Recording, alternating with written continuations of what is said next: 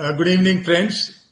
We are assembled today to discuss on the concept of SDD, that is structured digital database to be maintained with reference to PIT regulation.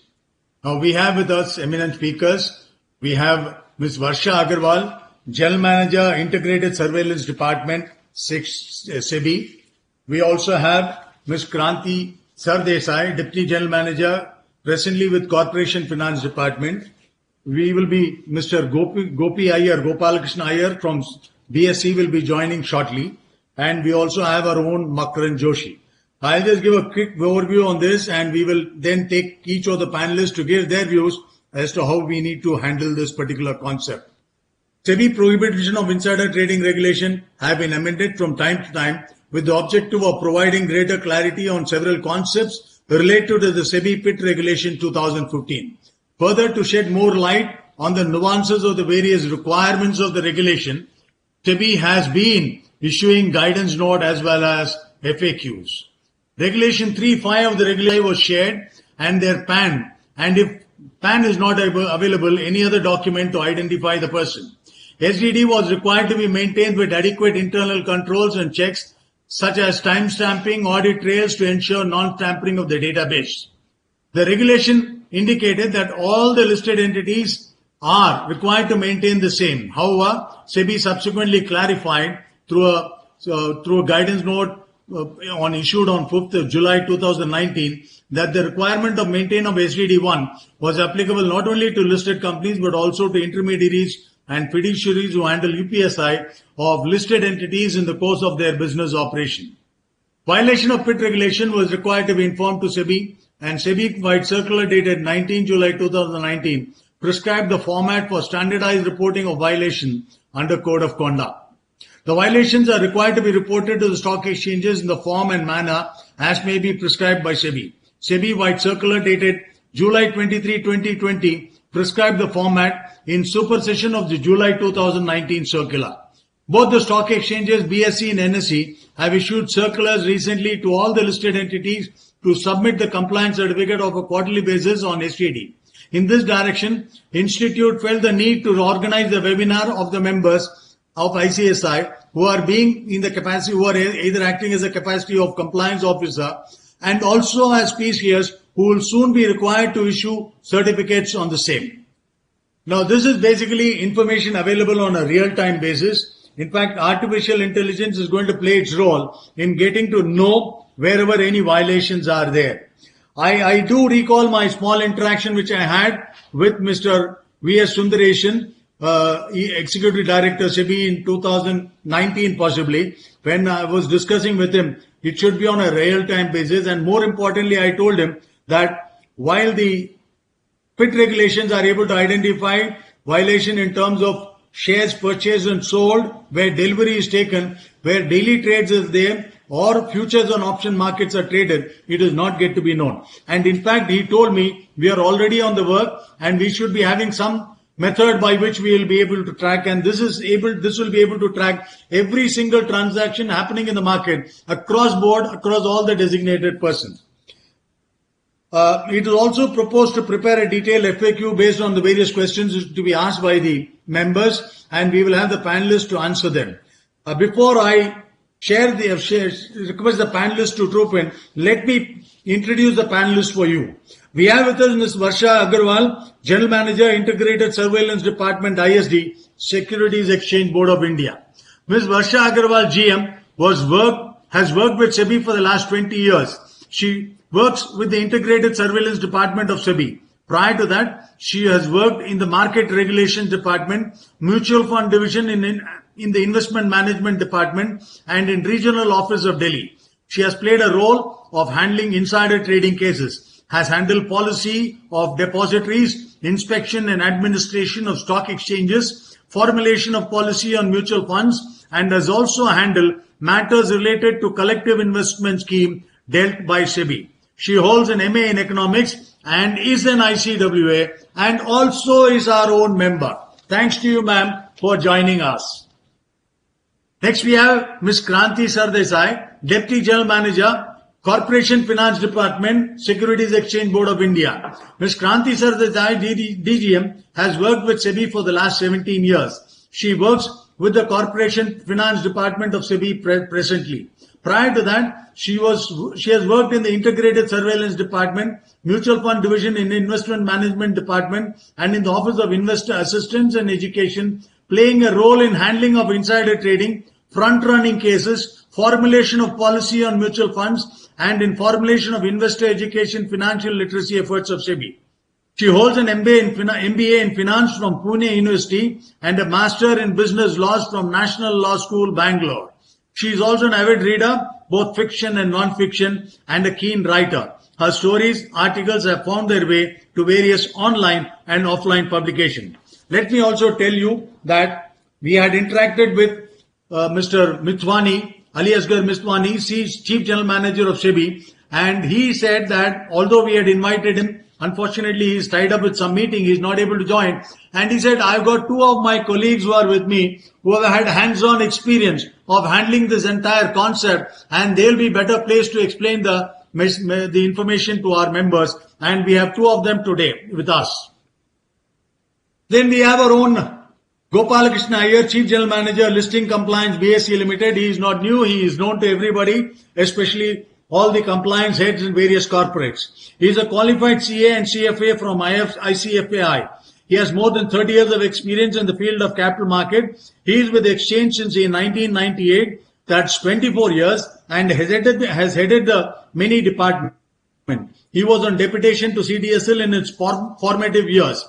Later, he handled listing, member compliance, broker supervision, investor services, and exchange compliance. He is currently heading listing compliance and legal regulatory.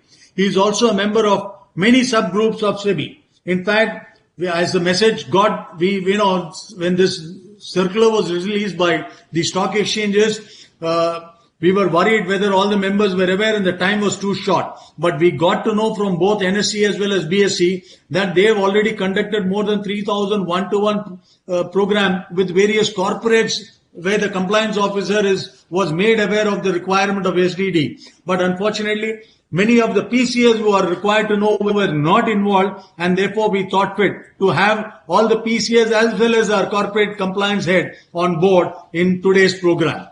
T.S. Makran Joshi, again our own member, founder and senior partner, Makran M. Joshi and Company. Makran Joshi is a fellow member of ICSI, founder and senior partner of Makran M. Joshi and Company, MMJC, practicing company secretary with an experience of more than 20 years and is well known for his interpretation skills. We depend a lot on his skills to identify where the problem lies.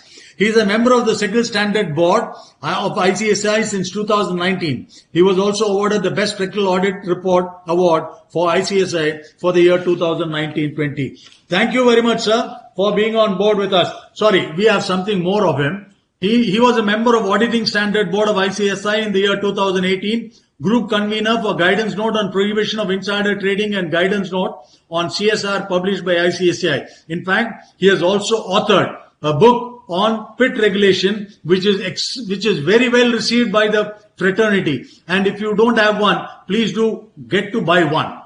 He was a member of the Research Committee of WRC of ICSI and was actively contributed to Research Committee of ICSI for research about limited liability partnership.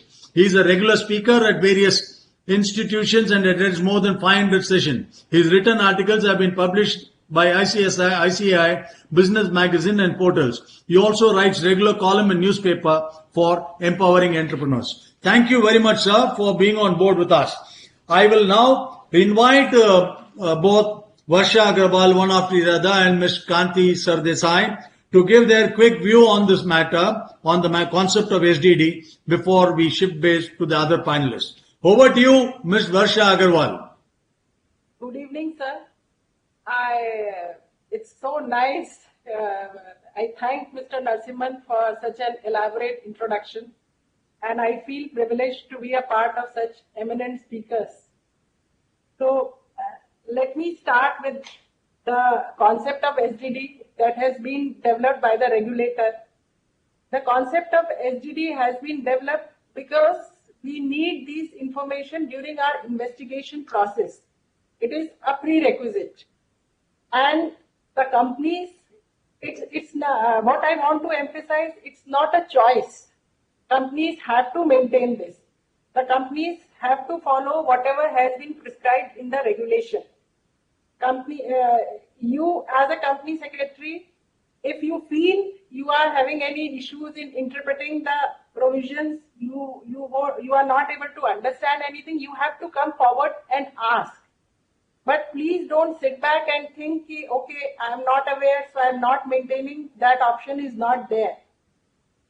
It is in the regulation for about 3 years now, and you are expected to have your SDD in place.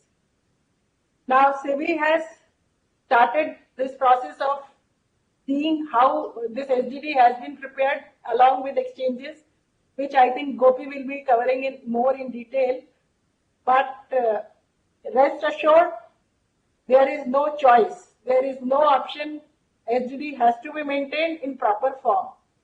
If you feel there is any issue, you don't understand how it is to be prepared, how it is to be maintained, you get in touch with your exchange. They are there to give you clarification.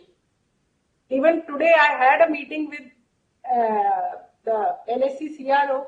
So we were discussing, let us have some kind of mechanism where the contact details of exchange people are available on their website, where people can get in touch with exchange people and get the necessary clarifications.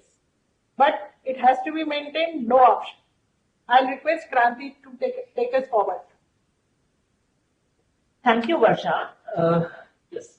Good evening to all, and I'm indeed grateful to ICSI, Mr. Narasimhan, and the rest of this eminent panel for giving me a chance to be a part of this program, and also to address such an august audience who will be our major partners in implementing this whole drive to get as much information as possible in the SDD, with the ultimate goal of prohibiting or preventing insider trading. I'm also overjoyed to see my friend Mr. Gopalakrishnan Iyer here. We have had many a discussion and many a spat also on the issue of SDD and its implementation. But we have always ended amicably on the note that we have to do it, however difficult it is, as Varsha just pointed out in no uncertain terms. We have to do it in the ultimate noble goal of addressing the issues of insider trading that we might face. Now, the brief given to us today is to explain the importance of this concept to industry. Why this entire, exercise, why this entire, so to speak, effort to maintain, which on the face of it looks a little onerous, but I'm here to explain to you why it is important. One, why it is in the company's own benefit to maintain this kind of information.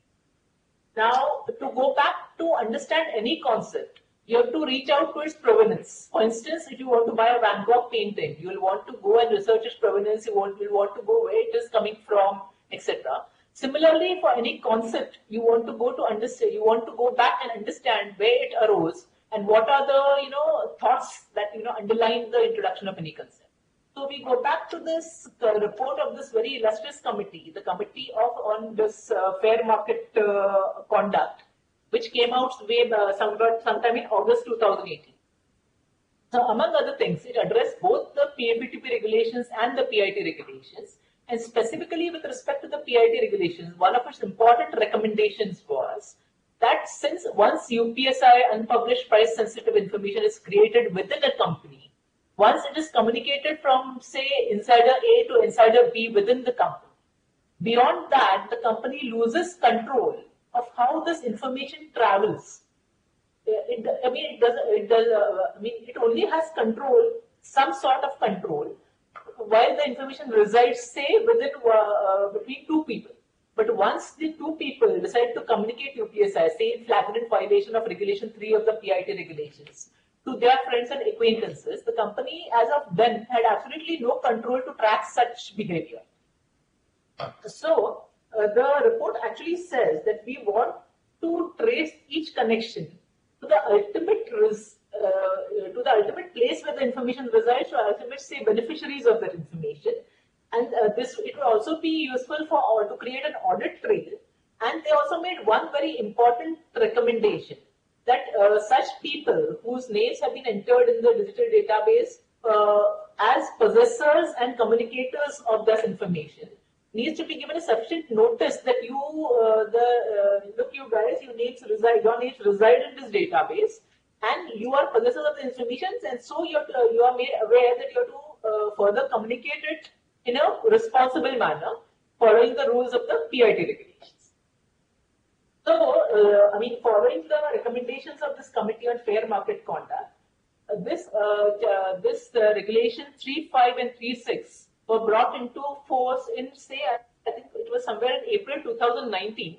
So it has been around for some time. So though we had started taking it, I think we and the industry have started taking it very seriously now, but it has been around for some time. It always was to be followed.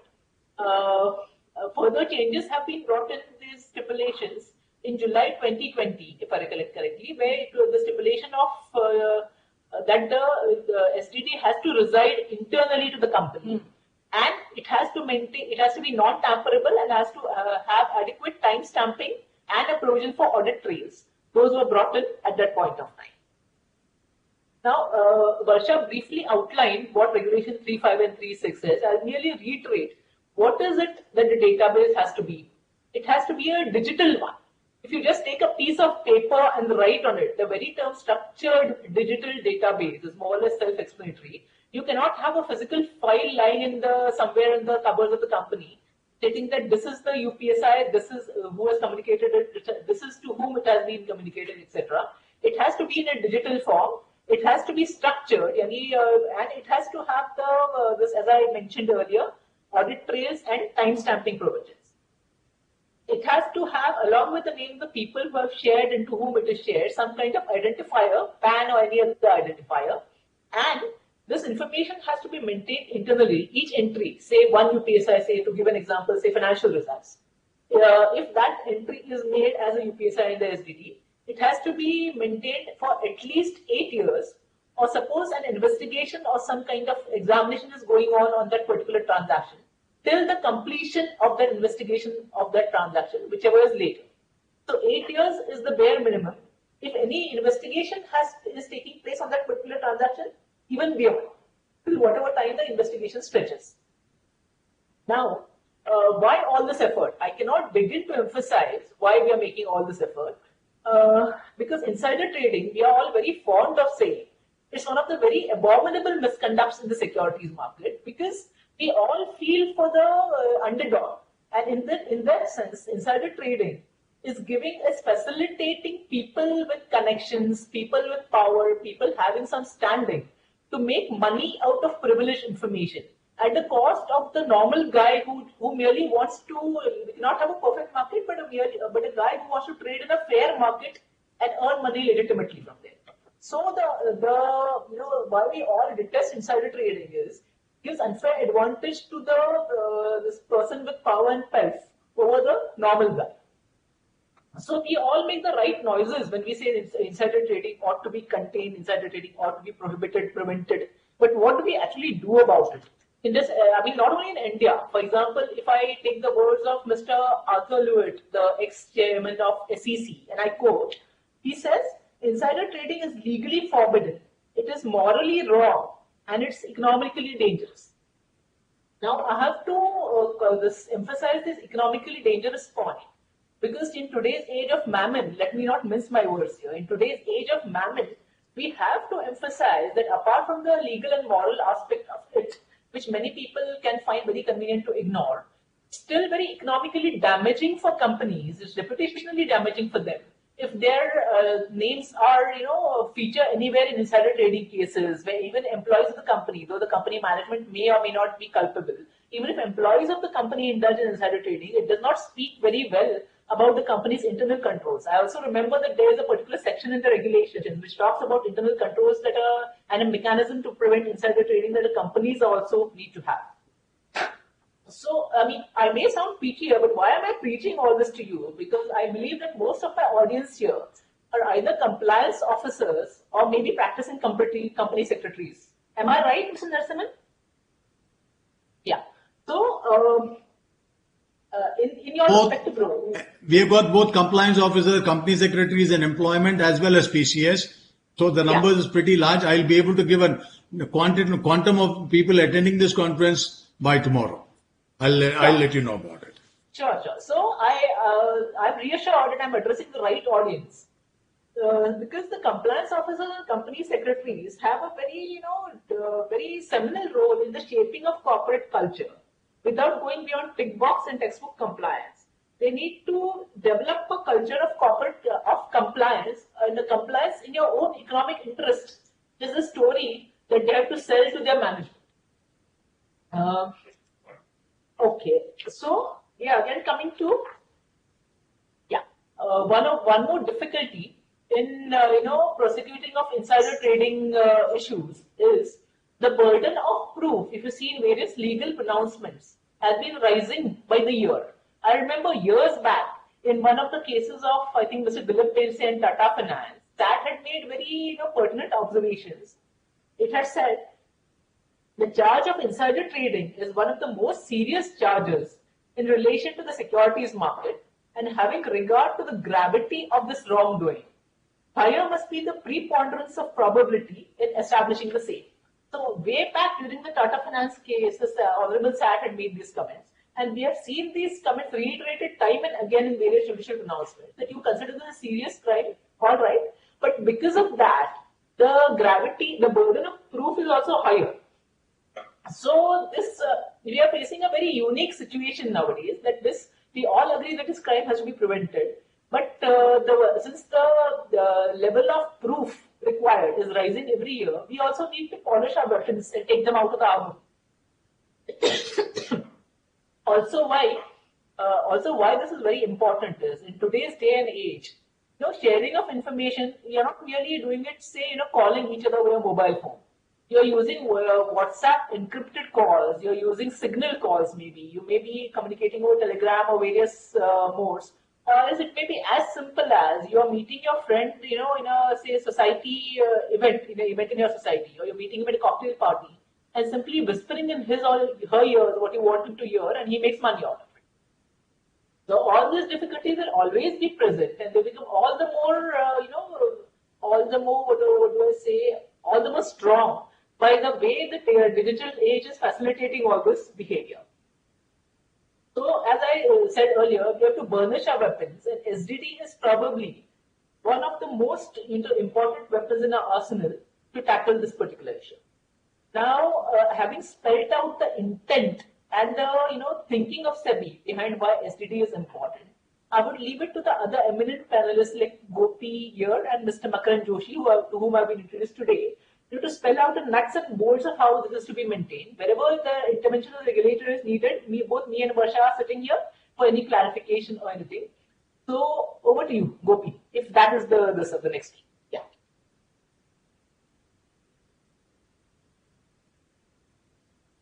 Thank you, Mr. Narasimhan and ICSI Institute, and thanks Varsha and Kranti for setting the tone. I mean, giving the background as to what is expected. Though my presentation may sound ominous to many of the PCS or the company secretaries in profession or in employment, because this is one topic to which SEBI has given and is giving a high importance, and they're more serious about this particular topic.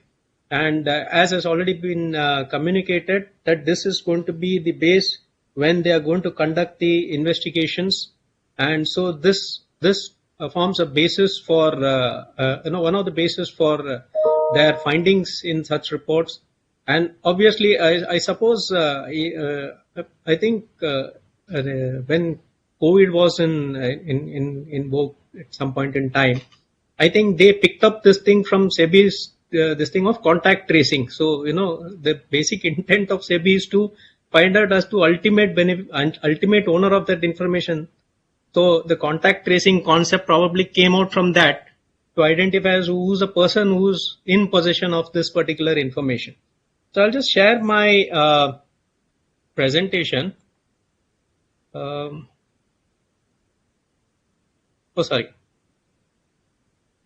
Then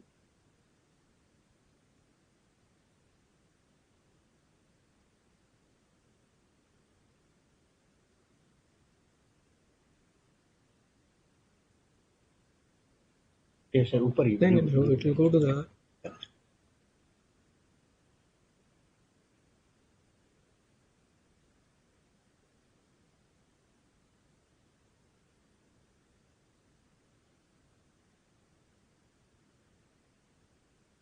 come this one. नहीं, वो Is this visible now? Yes, Gopi, it's visible. Okay, fine. But just a sec, because I am not able to see. मुझे दिखना है तो क्या करना पड़ेगा? Where's the IT guy?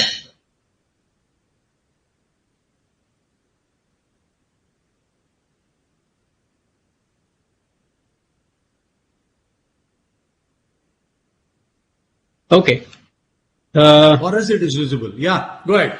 Okay, fine. So SDD, it was introduced in 2019 with effect from April 1 of 2019, and it was done with the objective to build a mechanism to help investigate insider trading that has already been told to us, and also it may prove to be a deterrent to insider trading. So that's one of the ultimate objective which is set out by SEBI. So the requirement was put out with effect from April 1, 2019, based on the amendment that was brought about in December 2018. And companies had 3 months time to put this in place. And then there were certain amendments, as Kranti had pointed out, in July 2020. So now this is a full regulation 3.5 and 3.6, which is already in place, and for the companies to comply with it. So what are the requirements? That the regulation merely prescribes the broad principles of what is required to be maintained in this database, but it doesn't go into the very specifics of how it is to be maintained. So it is for going by the intent of the regulator and the objective that it seeks to achieve by asking companies to maintain this database. We need to find out what are the information that should find place in this particular database. So content is the nature of UPSI. Okay, now who's required to ensure this database? It was board of directors. Now it is board of directors or the heads of the organizations who are required to handle UPSI. So it is very clearly recognizing that, every HOD of the heads of the organization who may handle UPSI will be required to have some sort of access to the system of the UPSIs that is being generated at that department level or at that function level. So what are the contents? Nature of UPSI, name of the persons who has shared, name of the persons with whom it's been shared. Requirement is that it should not be outsourced. The database should not be outsourced. Maintain internally adequate internal controls. Ensure that there is non-tampering of the database and preservation of records for 8 years. Now, what are the now there have been certain FAQs which has already been published by SEBI based on probably the feedbacks that they have received. So these are some of the FAQs that I have put out, especially on database servers, whether third-party vendors can maintain these servers. So very clearly they have put out that they cannot, whether it is within India or outside India, it has to be within the control of the company, within the organization and not outside. And these are to be maintained in internal servers. And whether the information is shared within or outside the company, the record must be maintained. And with respect to nominee director, if he is classified as a designated person who is sharing this information, then it has to be recorded in the digital database.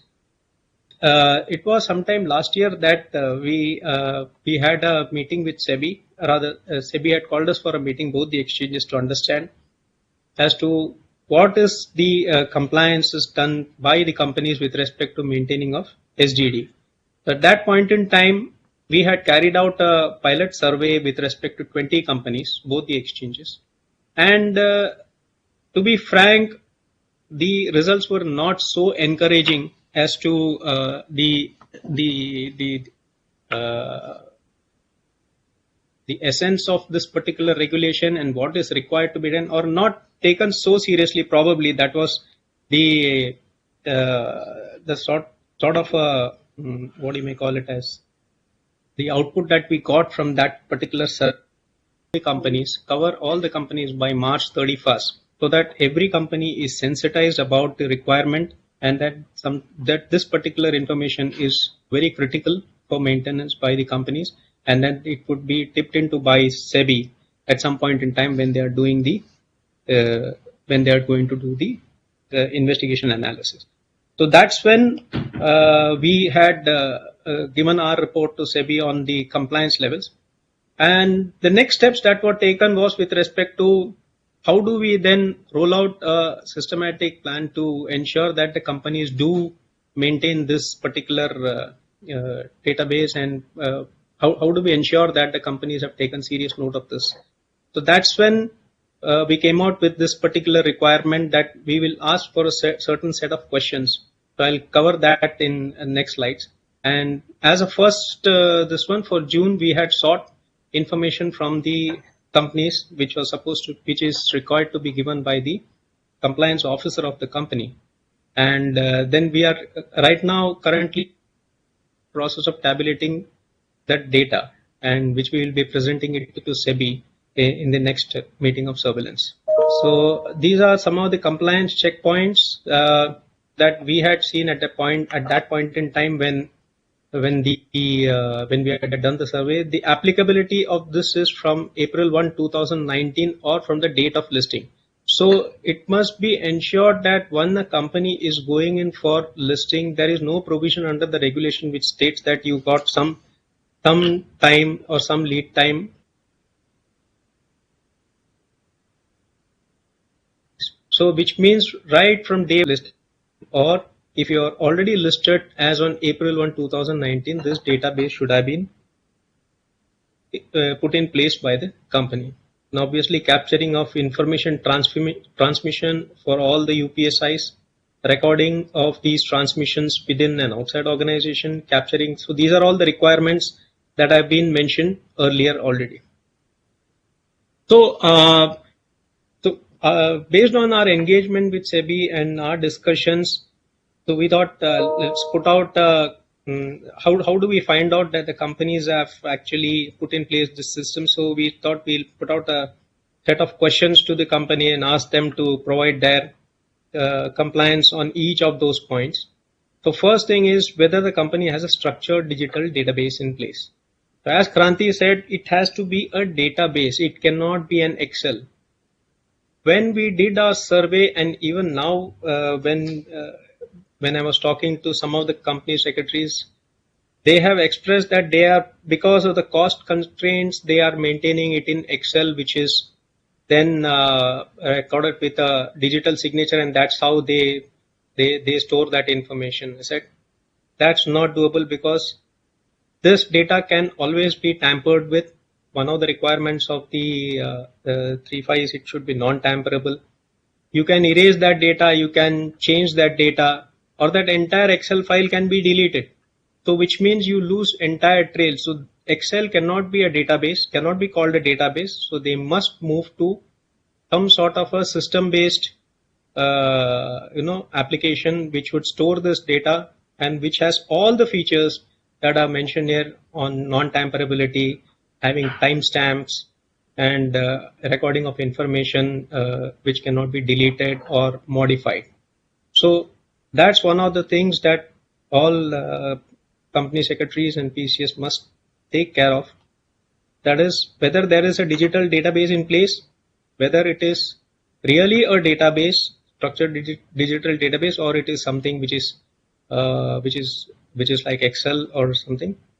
And also they need to also confirm when this system was put in place. So to ascertain that since 2019 April this is already in place. So when have they started building this database, when have they put this system in place? So they need to check in whatever manner that is possible through the systems to find out when this was instituted in their company. Something which okay, that I'll come to it later. Whether control exists as to who can access this SDD for read write along with names and PANs of such numbers. This is very critical because when we spoke to organizations, we found that not every information would flow through the compliance officer. I mean, I agree with that because a compliance officer is not a person who needs to know every information. He would know probably on a need to know basis. But there are various functions within the organization which would be generating UPSI.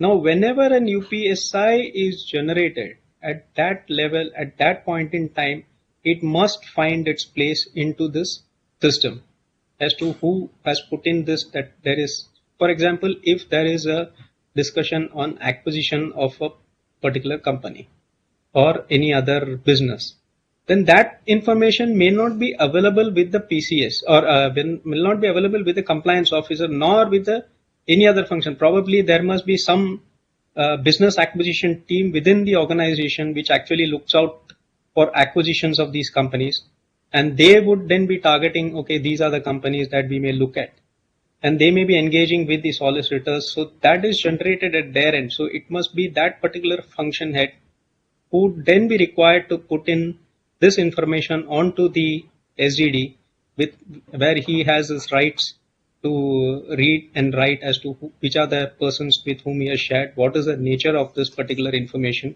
that he has put into. So we should not expect that the compliance officer would be the person who will be responsible for putting out all these information, because it would get generated at various function within the organization. Now, whether all UPSI has been captured in the database, if not details of the events that have not been captured. So for this, when we have sought this information to be given by the to be certified by the compliance officer, we expect that the compliance officer would have sensitized various function heads of their roles in putting out this information within the database. So if we expect the compliance officer to certify this, then there must be some mechanism within the organization wherein he can ascertain that this particular information finds its place in the database, to which probably he may not have access to and may not be required to have access to. So that would be the so he needs to have something, some mechanism in place to ensure that the events that are being generated within the organization finds its mention into this database. Now, then the next one is whether the recipient were upfront informed that the information which they will be receiving shortly is a UPSI, and the entry has been captured into a database prior to forwarding the UPSI data. Now, the reason why this particular information is required to be mentioned out here is that the recipient must be upfront told, because if we were to, for example, if we were to take two companies, company A and company B, with respect to company B, company A, any sort of an arrangement or a business arrangement with B may not be material at all. But with respect to B, it may be a price sensitive information. So it is necessary for B to tell A or whichever other company that this is a arrangement that we are entering into, or we are discussing on engaging with you. As far as B is concerned, this is a price sensitive information.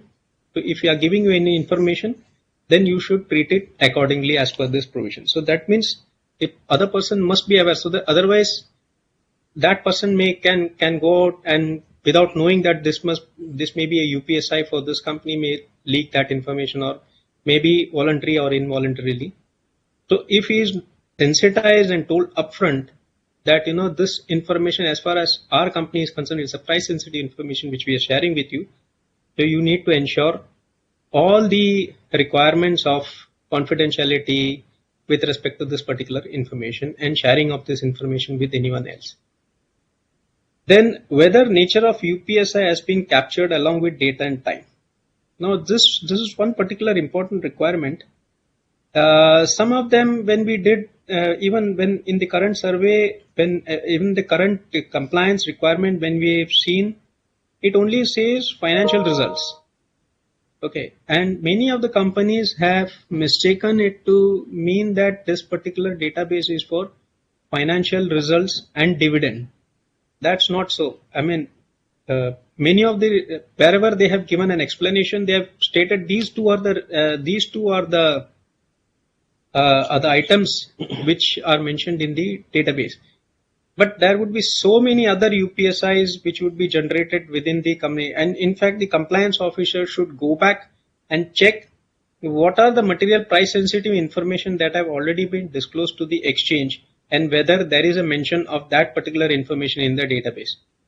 So for example, if like the earlier case when we said about acquisition part, when the acquisition thing is disclosed to the exchange, at that point in time the compliance officer should check, because now that he can access that database and see, because now it's a public information, whether that has been maintained as per the requirements of this provisions of PIT regulations. So the other thing which I was also wondering was on with respect to when it says merely states financial results, probably that may not be enough to state, because financial information relating to what? Financial information may relate to about 10,000 items, right? So it would be more meaningful if something more is captured on what about the what on the financials, or what with respect to the particular transaction is being shared, so that tomorrow, because this is a database with the company, the other person who is the recipient of this information may not know what is recorded in this company's records, and when the tomorrow the information is called for from that person, he may deny or he may state something which is very different from what has been shared with him. So it must be very clear as to what sort of an information has been shared with that person, whether the name of the person who have shared the information has been captured along with PAN or other identifier. Many of the companies have said that yes, they do it. So this is a requirement. One company has said because all these persons are insiders, so they don't capture the name of the person, internal persons. But that's not the requirement here. You must capture the name of the person and the PAN of the person or any other identifier, even if he is within the organization. If both of them are also within the organization, you need to still capture the PAN and the name of both the persons. Whether name of the person with whom information is shared has been captured along with PAN or any other identifier, this is a very important requirement because based on this information, like SEBI said, that they would be able to trace back as to which is the person who has been recipient of this information. And another thing that you should also need to check is how do you put in this PAN? How do you take this information on PAN? Whether you merely rely on his statement that this is my PAN number, or you go beyond and then ask for the person to provide for any sort of documentary evidence, or you have any other third-party source like NSDL where you could go and actually check for that PAN. The reason why I'm stating this is important is that today I may take the information but give a PAN of my friends where if you don't check it, tomorrow for any investigation purpose, it would be that poor guy who will be called for investigation, and for no fault of his. So it is very much essential that the PAN of the person with whom the information is shared is also verified. What source, that is left to the company, but there are sources like NSDL, or probably you may seek the information from the person to provide us PAN details, PAN card data.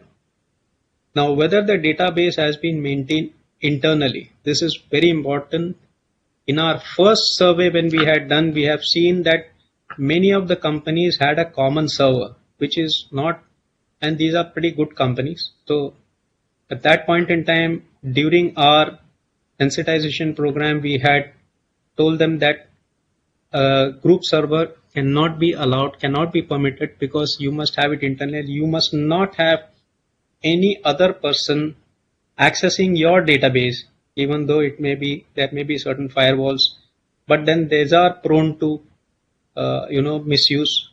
So you must maintain it internally, means within the organization. So you cannot commingle your database with other database of other companies, even though they are within the same group. And so the concept of economies of cost doesn't apply to this. So you need to, if this is to be maintained, it has to be maintained strictly in compliance with the provisions of the regulations. And then audit trail is maintained very clearly. It prescribes that how the information has flowed, what are the changes that have happened to this information. So all the trail will have to be maintained till it is finally closed, either without any further development on that, or this particular UPSI is closed at the company's end and they're not going to pursue it further, or if it fructifies, then it follows the regulation 30 or any other regulation announcement to the company, to the exchange, so that ends the entire loop. So that entire trail, so the trail would start right from origination, which would be the person who would ideate on a particular UPSI or discussions with the senior management when this particular concept or this particular matter would have emanated. Right from that point till where it gets closed, that entire audit trail has to be maintained, observing all the other points as mentioned above. And timestamping, very critical. That should be, timestamping should be automated. That should be system-driven timestamping without any tampering being permitted on that. And that is very clearly to know as to when and at what point in time, exact point in time, that this particular information has been shared with the other person, and when that person has received this particular information. And this database, as we have said earlier, is non-tamperable, which means you should not delete any of this information. And when we had, in fact, during our earlier survey, when we had asked companies to demonstrate this, they had very clearly denied asking us that we wouldn't be putting in any item into the database, because then we cannot delete that and there will be frivolous information into the database. So we accepted that point in time. So you must ensure that there is non-tamperability of this database. So you need to put some verification. I mean, you'll need to have some verification as to how the company ensures that this particular database is not tampered with. So this is the broad requirements on how to maintain and what is required to be maintained in this database. Now I'll get through to, so what all we had done. So April 22 till April 22 we had organized training programs to about 3,000 companies, and we had also dedicated PowerPoint which we had sent to all the listed companies who were not able to attend at that point in time for whatever engagement that they may be having. And if they have asked for further training sessions, we have conducted the same. And now this is the present certificate that we have sought from companies. Probably this may undergo some changes on questions, probably, but otherwise broadly these are the questions on which the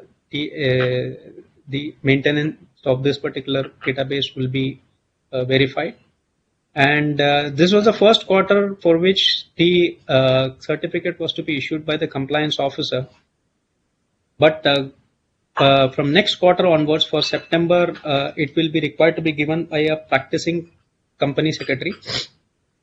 It will be required to be given by a practicing company secretary. Now it doesn't end here.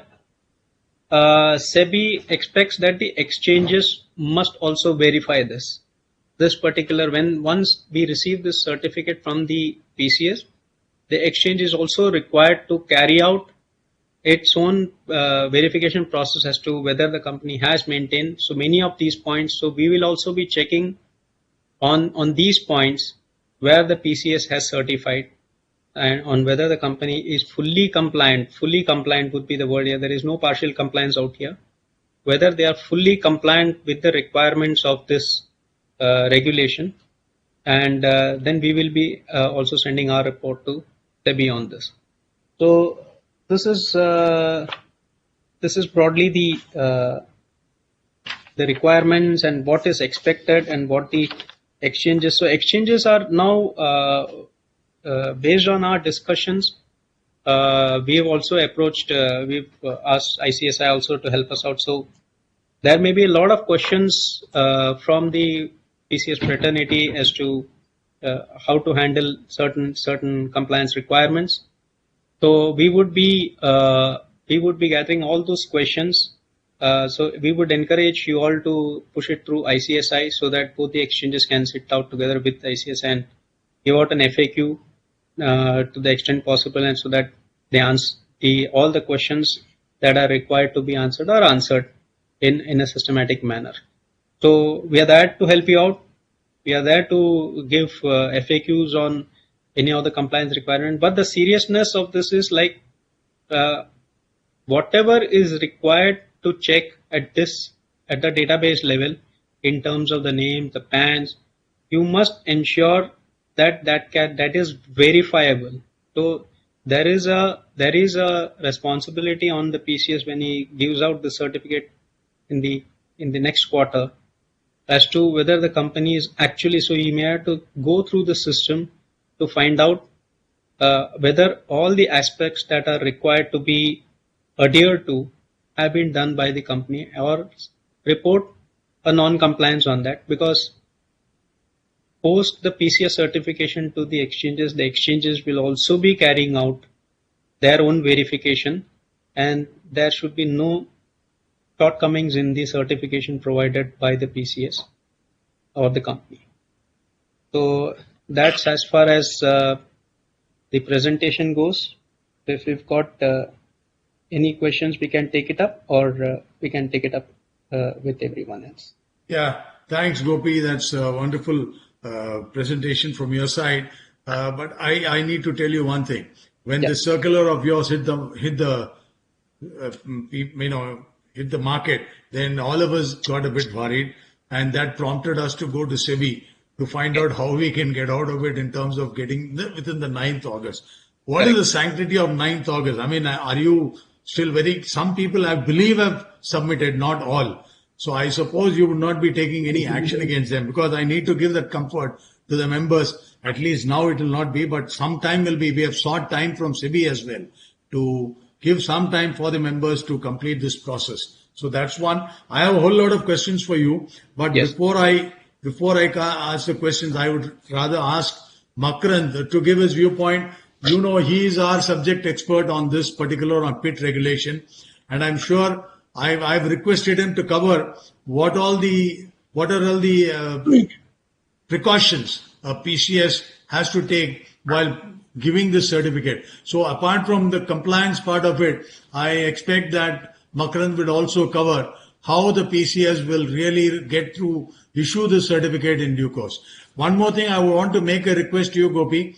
The copy of this presentation, if you can share with us, I'll share it. At least we will share it with all the companies. We may have more sittings with you. In fact, there may be a couple of very pointed sittings. We are also having a whole lot of questions. As I told you, all the questions and the answers which you give, we will subsequently share it with SEBI so that it gets the sanctity that whatever answers you have given is what SEBI had also contemplated. So at least we will be on the same page as far as that is concerned. Thanks a lot. Be here only, because you're not going to go anywhere. We have Makarand. Makarand, I hand over the mic to you, and it's yours all the way. Thank you. Thank you, Narasimhan sir. Thank you, Gopal Krishnan sir. Thank you, Kranti madam, and thank you, Prasha madam. This is at such a short notice, like 4th August, and another circular of SEBI came on 5th August, and 9th August was the deadline, and today we are giving this session. So thanks to ICS and Narasimhan sir also for organizing this at such a short interval. Let me share my PPT. It will be a very short PPT. And as Narasimhan sir shared, I will be sharing some thoughts on what should be the process which can be adopted. Actually, I was not aware, frankly speaking, that a practicing company secretary give a specific certificate here onward. But I had guessed that will be the next, next action which the regulator may take.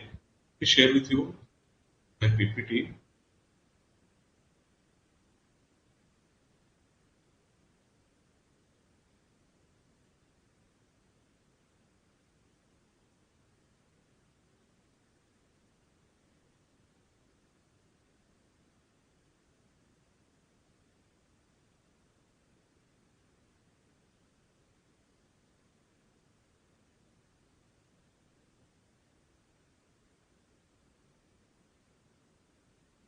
Are you able to see this?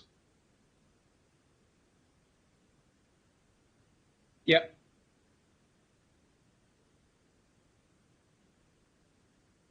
Yeah.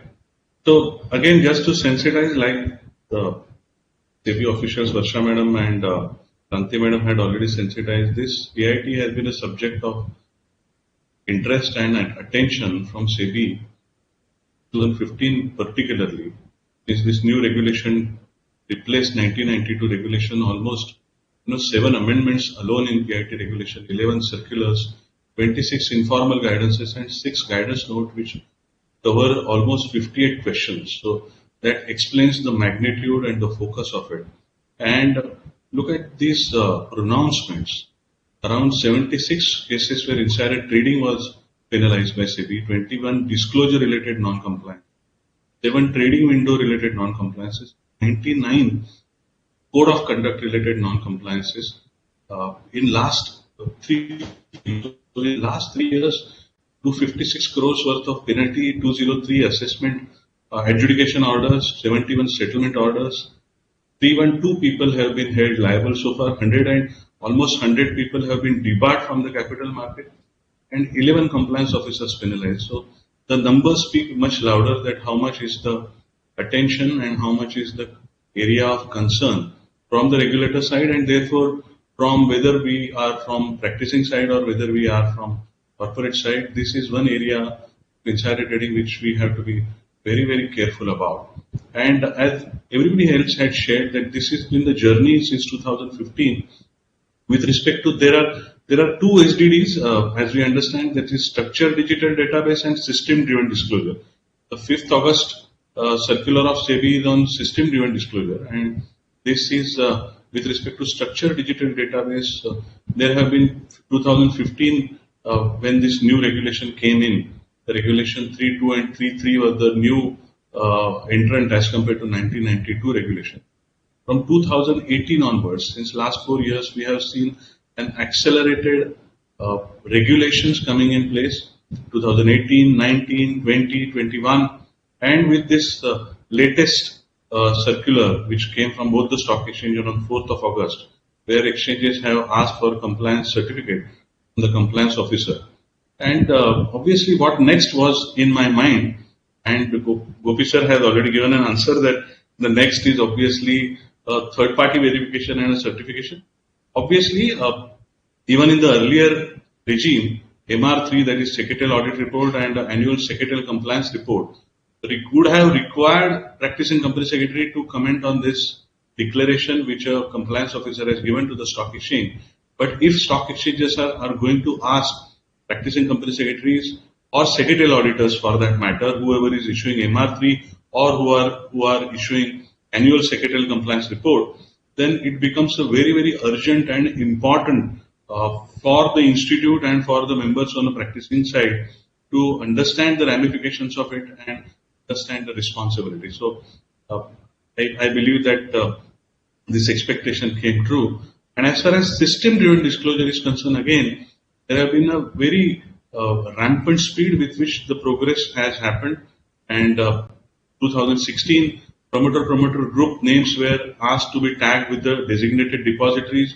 In 2018, when the designated person under Regulation 9(4) was not there, but there was a circular in 2018 which asked companies to update the records of the employees who are CEO plus 2 level below to be tagged in the designated depositories database which was provided by the designated depositories. And then in 2020, it also incorporated that now there is a designated person concept, and by 2021 everything was online. Regulation 7(2) disclosures which were required from individuals were dispensed, and there was a lot of interface between depositories and the stock exchanges, and this data with respect to the tradings done by the designated persons is available at public domain now. And 2021 again this was extended to debt securities, and now on the 5th of August 2022 with respect to this system driven disclosure, which is again an SDD, restriction on the trading, the freezing of the ISIN based, PAN based demat accounts getting freezed with respect to those securities is a new addition. It will become effective, from 1st of September, if I'm not wrong. Kranti Madam can correct me if I'm wrong, but this is also another important area which we should be careful about. And therefore, what next in this context? I was wondering that what is left out in this whole process is probably IR, that is immediate relatives data, MFR, that is people with whom material financial relationship is shared by the designated person, and the individuals for whom designated person takes a trading decision, is arising from Regulation 6 of PIT. That is currently out of this system-driven disclosure mechanism, but probably that may be the next step in the mind of regulator, and therefore compliance officer will have to gear up all their designated persons from this context. They will have to caution them that none of their trades will get placed in this particular situation. Now, having said that, the urgency and the trend definitely reflects a lot more action to be coming from SEBI and from the stock exchanges both, and majority or some of the companies at least would have already provided the compliance exchange, which was asked via 4th August 2022 circular. But however, some thoughts on what is the role of compliance officer here onwards with respect to these two circulars, and thereafter I am also going to share one slide on what will be the role of practicing company secretary. Had I known that next quarter he is going to be certified by practicing company secretary, again it could have gone little detail, but anyway I have covered that. So what's the role?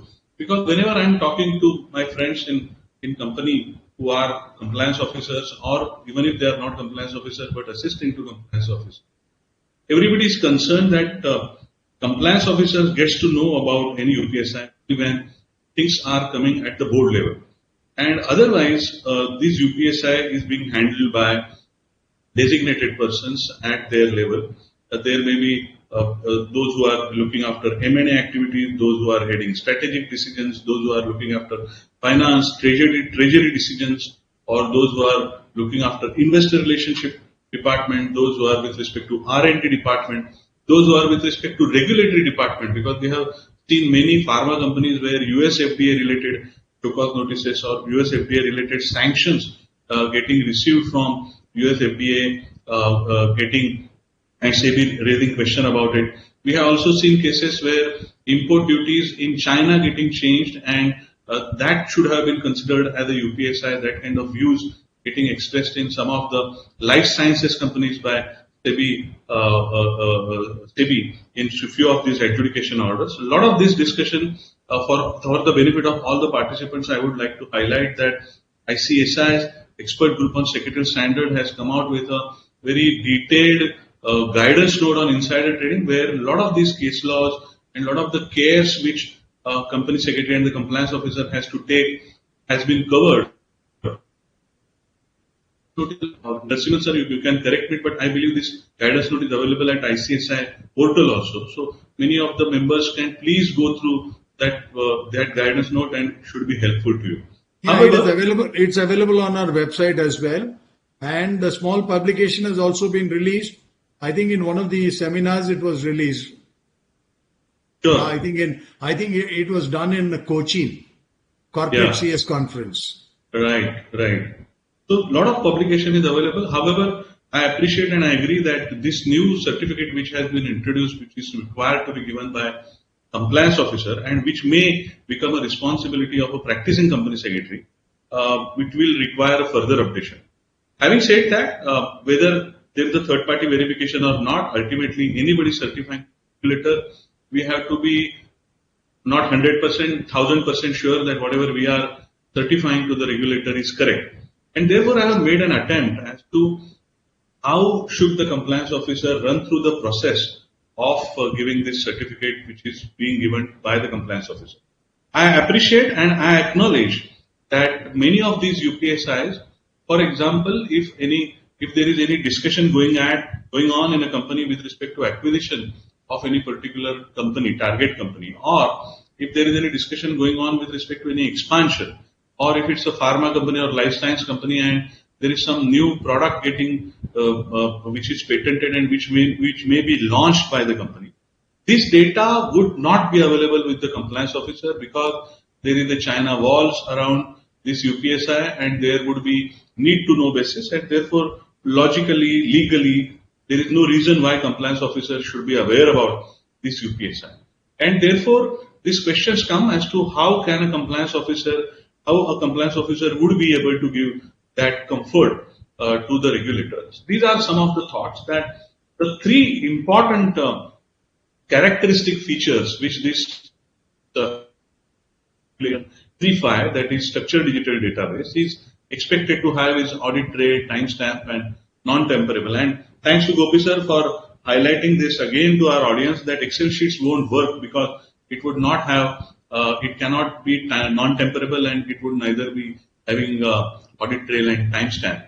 But whatever formats, whatever platforms or whatever, not platform is not a right word, whatever application the companies have been using, from whomever they have purchased this, that particular structured database need to have this particular characteristic feature. And before giving certificate to the regulator, we should be very, very sure that whether taking a declaration from a vendor from whom you have purchased that and from a third party declaration, it will also be useful to you.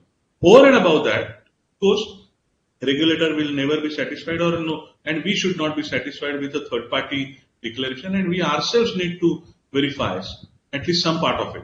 Now, how do I verify? Is, for example, audit trail, whether that application which we have purchased or if we have indigenously developed, this audit trail, is it in a report generating printable format available or not? Timestamp, how does it get captured and how does it get reflected in this report which can be generated in a soft form or it can be in printable form. So printable form, again there are some concerns that if you print this, then it may get circulated and therefore printable form may not be an ideal situation, but some kind of a report getting generated from that application and that having preserved in the particular application itself can give us a lot of comfort. A compliance officer can get a lot of comfort that yes, this audit trail is available, that this particular piece of UPSI was shared by Mr. X with Mr. Y, then Mr. Y was shared this with Mr. Z, Z shared this with Mr. And all of that they can verify, at least from some report getting generated from that application can be very useful. Over and above, a vendor from whom you have developed, or if it is your indigenous developed application, then confirmation being obtained from your IT head can also be useful. Another characteristic feature is with respect to whether it's internal. So SEBI has clarified in its FAQ that it can't be hosted even on cloud and it has to be on your server, and therefore it's very, very important thing. And if some companies have not yet used that, then they need to migrate quickly to ensure that this is available on company server or on company's hardware. This is very, very important because many times cloud database has been shared on clouds, and those clouds have been provided by various reputed large companies, but that also SEBI has considered in its FAQ that it will be considered as outsourced. And therefore, when you are answering as a compliance officer or a practicing company secretary going forward, saying that this, yes, this particular SDD is maintained internally, he should be very sure about it. So it should be on the server of the company, and a confirmation from IT department that these characteristic features are also there.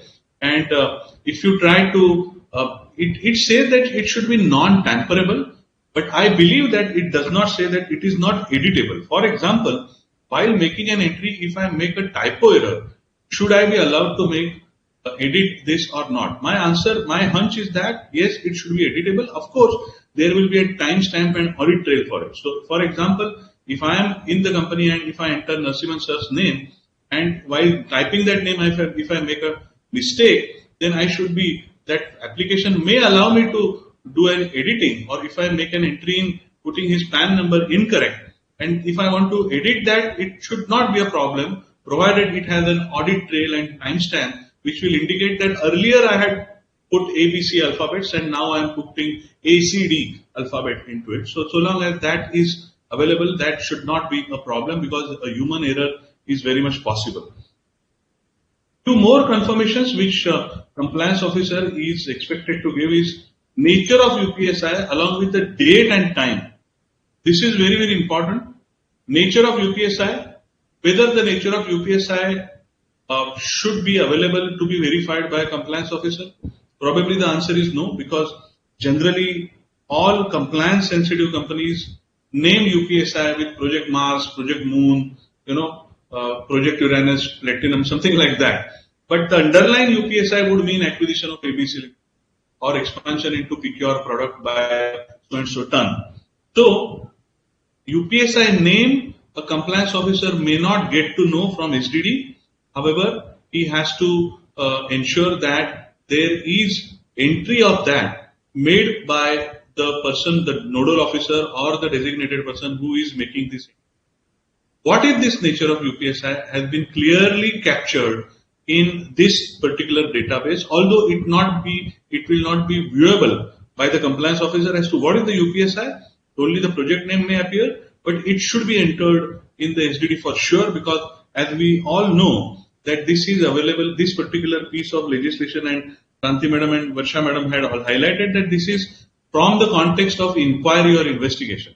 And this would be relevant not only from the context of inquiry or investigation, which a SEBI or a stock exchange may do, but it is also in the context of Regulation 9A, Sub-Regulation 5, where companies have to conduct internal inquiry whenever they suspect any leak of UPSI. And therefore, whenever there is any suspected leak of UPSI, the companies are required to have a framework and a policy with respect to it. We all know under Regulation 9A, Sub-Regulation 5. And as per that, even the one who is going to verify whether there was a leak or not, for that purpose also he needs to know that which UPSI was with whom and what day and what time, from what day and what time this UPSI came in his possession. So this particular information should be available in the structured digital database. Now, structured digital database, we can request our IT team or the vendor who has supplied it that can you generate an exception report to me saying that the date of the entry and the date of when entered in structured digital database. For example, I shared the information yesterday. I had communicated, he entered into confidentiality agreement with him, but I shared the information with Narasimhan sir, and I am updating SDD, for example, today, 1 day delay. So definitely there can be an exception report to say the information was shared with Mr. X on 10th of August, for example, and entry was made on 11th of August. Now this particular date and time, if we build in exception report kind of a feature in that application, and the person with whom who is sharing the name and the PAN, and the person with whom this particular piece of information is shared, his name and PAN, whether that is getting captured or not, a verification of that. And like Gopi sir had highlighted that whatever PAN numbers have been entered, those PAN number, if compliance officer gets it checked from NSDL portal or the publicly available information as to whether the name of the PAN number and the name of the person is matching or not, because once a compliance officer gives a confirmation, it is his fiduciary responsibility, although he has not updated it, but he is giving that confirmation, and therefore a reasonable checking will have to be done. Not many companies have just relied on declaration sought from the designated persons that this SDD is updated. This kind of simple declaration will not work, and some kind of cross-checking would be required from a compliance officer or from a practicing company secretary for sure to verify that these things are met or not. As we all know, when we shared outside of the organization, for example, if a client company calls me and he tells me that, Makaran, I want to do a buyback and will you act as a scrutinizer and what will be the fee for it? Definitely he's sharing information with me which yet not available at a public domain, and therefore he will ask my name and PAN number, and companies may ask my firm's name, the PAN number even, and if this information is getting shared with any of my partners or any of my other colleagues, then their names will also get captured in the company's structured digital database. As we all know, in 2019, I believe, structured digital database maintenance has become mandatory even for the SEBI intermediaries and the fiduciaries, like consultants, auditors, valuers, bankers, and all of that. And therefore, all of them will also have to maintain this, and probably asking confirmation from those fiduciaries can be the next step from the regulators. And therefore, I urge all the fiduciaries and intermediaries that whether you are listed or you are not listed, handling UPSI for a listed company requires us to also maintain this structured digital database, which we have to be very, very clear. So the question which comes is, in the stock BSE certificate, BSE has prescribed a format in which we have to give a certificate to the stock exchange, and at the end of that particular tabular certificate, there is one line which says that number of delays for which a non-compliance was observed, that also needs to be reported. So Gopi sir can throw some light as to what is this meant by. Does it mean that it will be with respect to each of UPSI and each of sharing of UPSI if there is any delay with respect to updating it in SDD, or is this delay about holistically having a SDD which has these three characteristic features of audit trail, timestamp, and non-temporability and internal?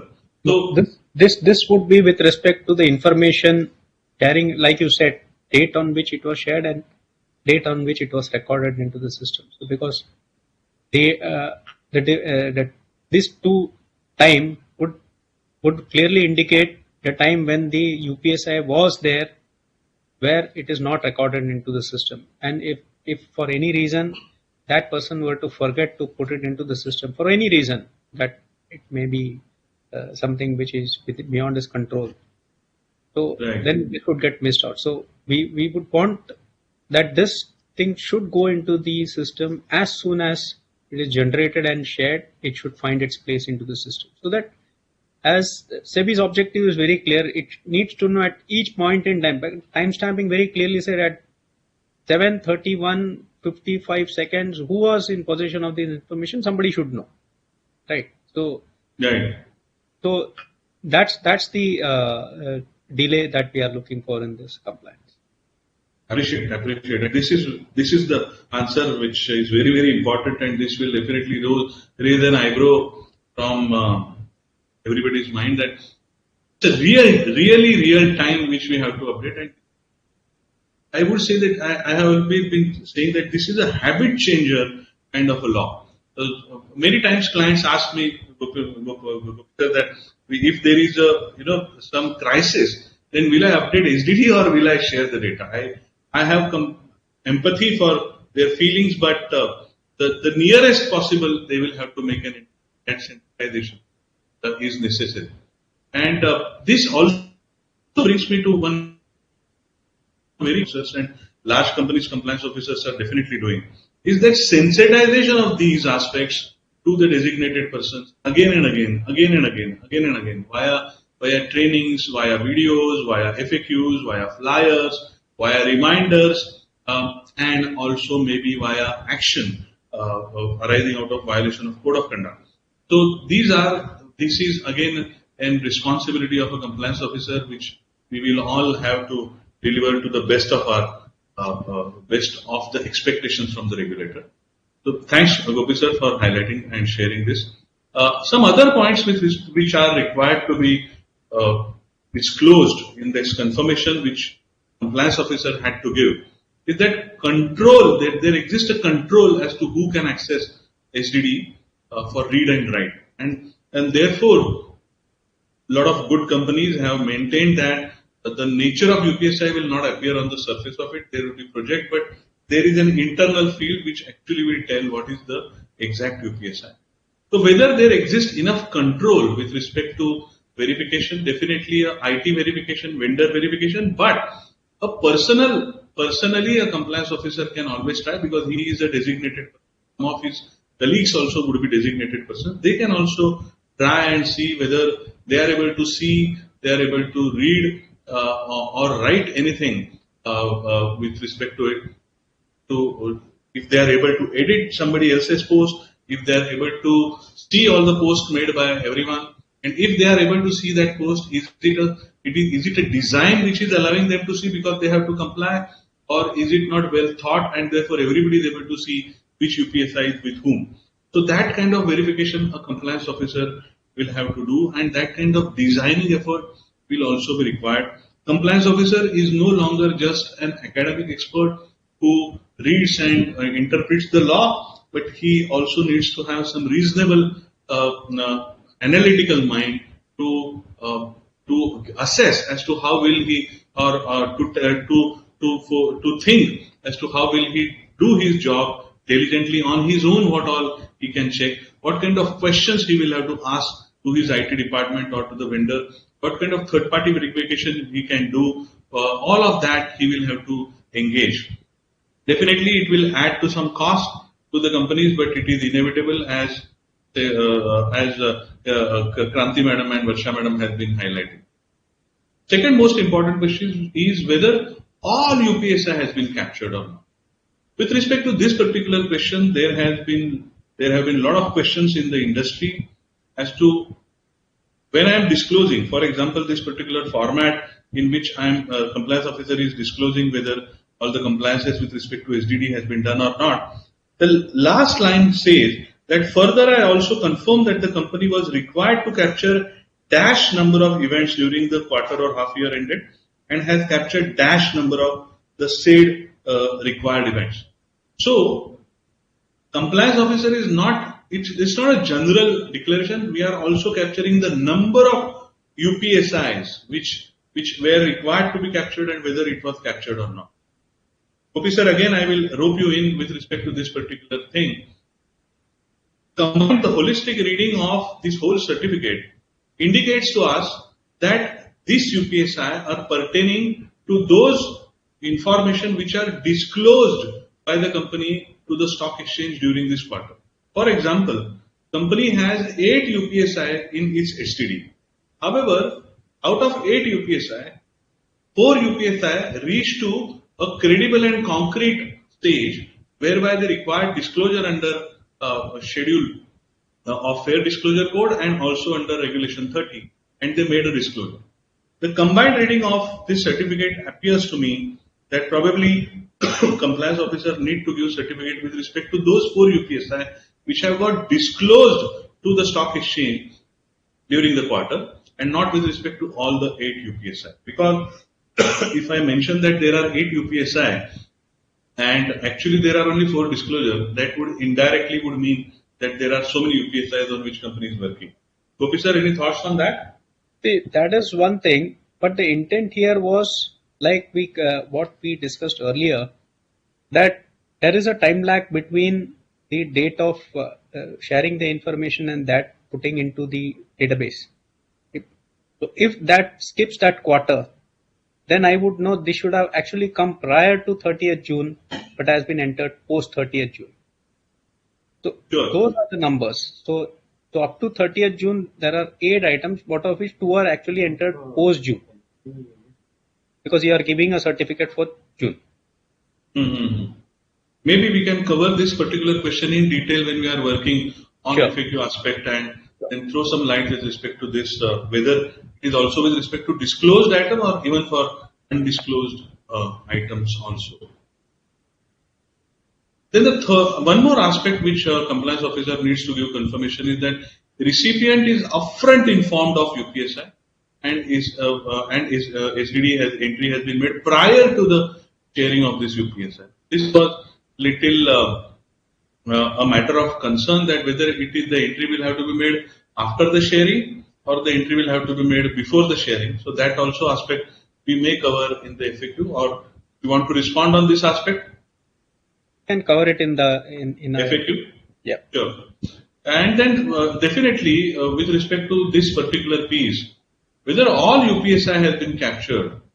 So what a compliance officer definitely needs to take a confirmation from nodal officers, because many companies have institutionalized this concept of nodal officers, whereby each department, finance department, each department will have a nodal officer, and that nodal officer will ensure that there is a China wall, there is a confidentiality, and the sharing of UPSI would only be on need to know basis, and there is a notice of confidentiality served or a confidentiality agreement occurred. So if there is a concept of nodal officer already institutionalized by some companies, then those companies will need to take some kind of backup, some verification done from the nodal officer or from the designated person or from the HODs. Absolutely right. Compliance officers that don't take a simple declaration of our verification with respect to that to a reasonable extent is necessary. And how do we check that? Is with respect to all the Regulation 30 disclosures, whether vis-a-vis there is an entry in the SDD or not. And in fact, why only Regulation 30? Because there are certain companies who come out with regular press releases. Now, press release may be a material information under Regulation 30, may not be a material information under Regulation 30. But since the companies coming out with a press release, therefore, as a prudent practice, companies have been uploading that press release to the stock exchange. And many times it is perceived by compliance officers that it's a press release and not a UPSI. But my caution or my urge to all the compliance officers is that whatever we disclose to the stock exchange, either it has to be in SDD, and if underline bold italics, if company feels that this particular press release is not a material information, it's not a UPSI, it's not a price sensitive information, then there should be reasoning for it, there should be some parameters for it, there should be some documentation to say that why this particular is not a UPSI. For example, I am a say 10,000 crore turnover company and I am launching a product which may give me 10 crore business, and therefore it's not my framework. Fine, this is my view and you'll hear it from the regulator, but then the reasoning for it, the numerical parameters, the qualitative parameters, is it documented somewhere, and whether is it documented by the compliance officer or by the officers who have been given the responsibility to determine what is UPSI, because under Regulation 9A of PIT regulation, every listed company is duty bound to identify UPSI. And under LODR, it is a framework which is expected to be institutionalized by all the companies, that who is responsible for making disclosures. And therefore, if you read harmoniously these provisions, we need some framework. Those frameworks, somebody should be accountable, and there should be some document to prove that this is not an afterthought, that now that regulator is asking me and I am saying that no, it was not a material, it was just. We need a proper documentation, reasoning, and a numerical and qualitative parameter, and duly recorded, real-time basis, provable. Because this is very important, that the burden of proof is on us, and therefore provable documentation we need to preserve. And therefore, when compliance officer is giving this certificate, he needs to verify with respect to all the press releases which the company has come out with, not only just maybe Regulation 30 disclosure. So this was very important point. There was one slide which I had kept with respect to 5th August 2022 circular that was also about SDD, but system-driven disclosure. That compliance compliance officer update the list of designated persons. We'll have to put a start date and end date and update whenever there is any change in designated person. Now, many companies have raised this concern that I do not know on 1st of October, I may not know as to what will be my board meeting in which I am going to adopt the financial result. So how will I put an end date? Or I have 200 designated persons, but out of that 10 are working in R&D department and they are not privy to the information with respect to financial result.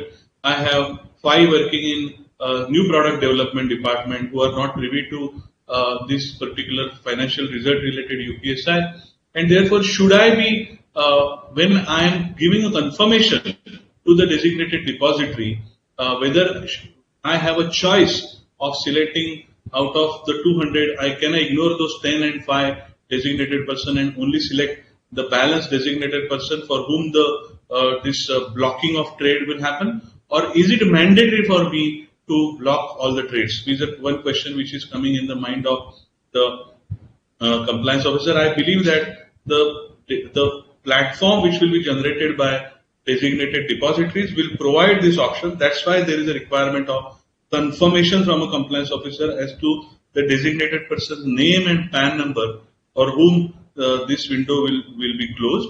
And as far as end date is concerned, I believe that the designated depository may also come out with some mechanism whereby there is the board meeting date, so long as they complies with respect to minimum notice of the board meeting given to the stock exchange.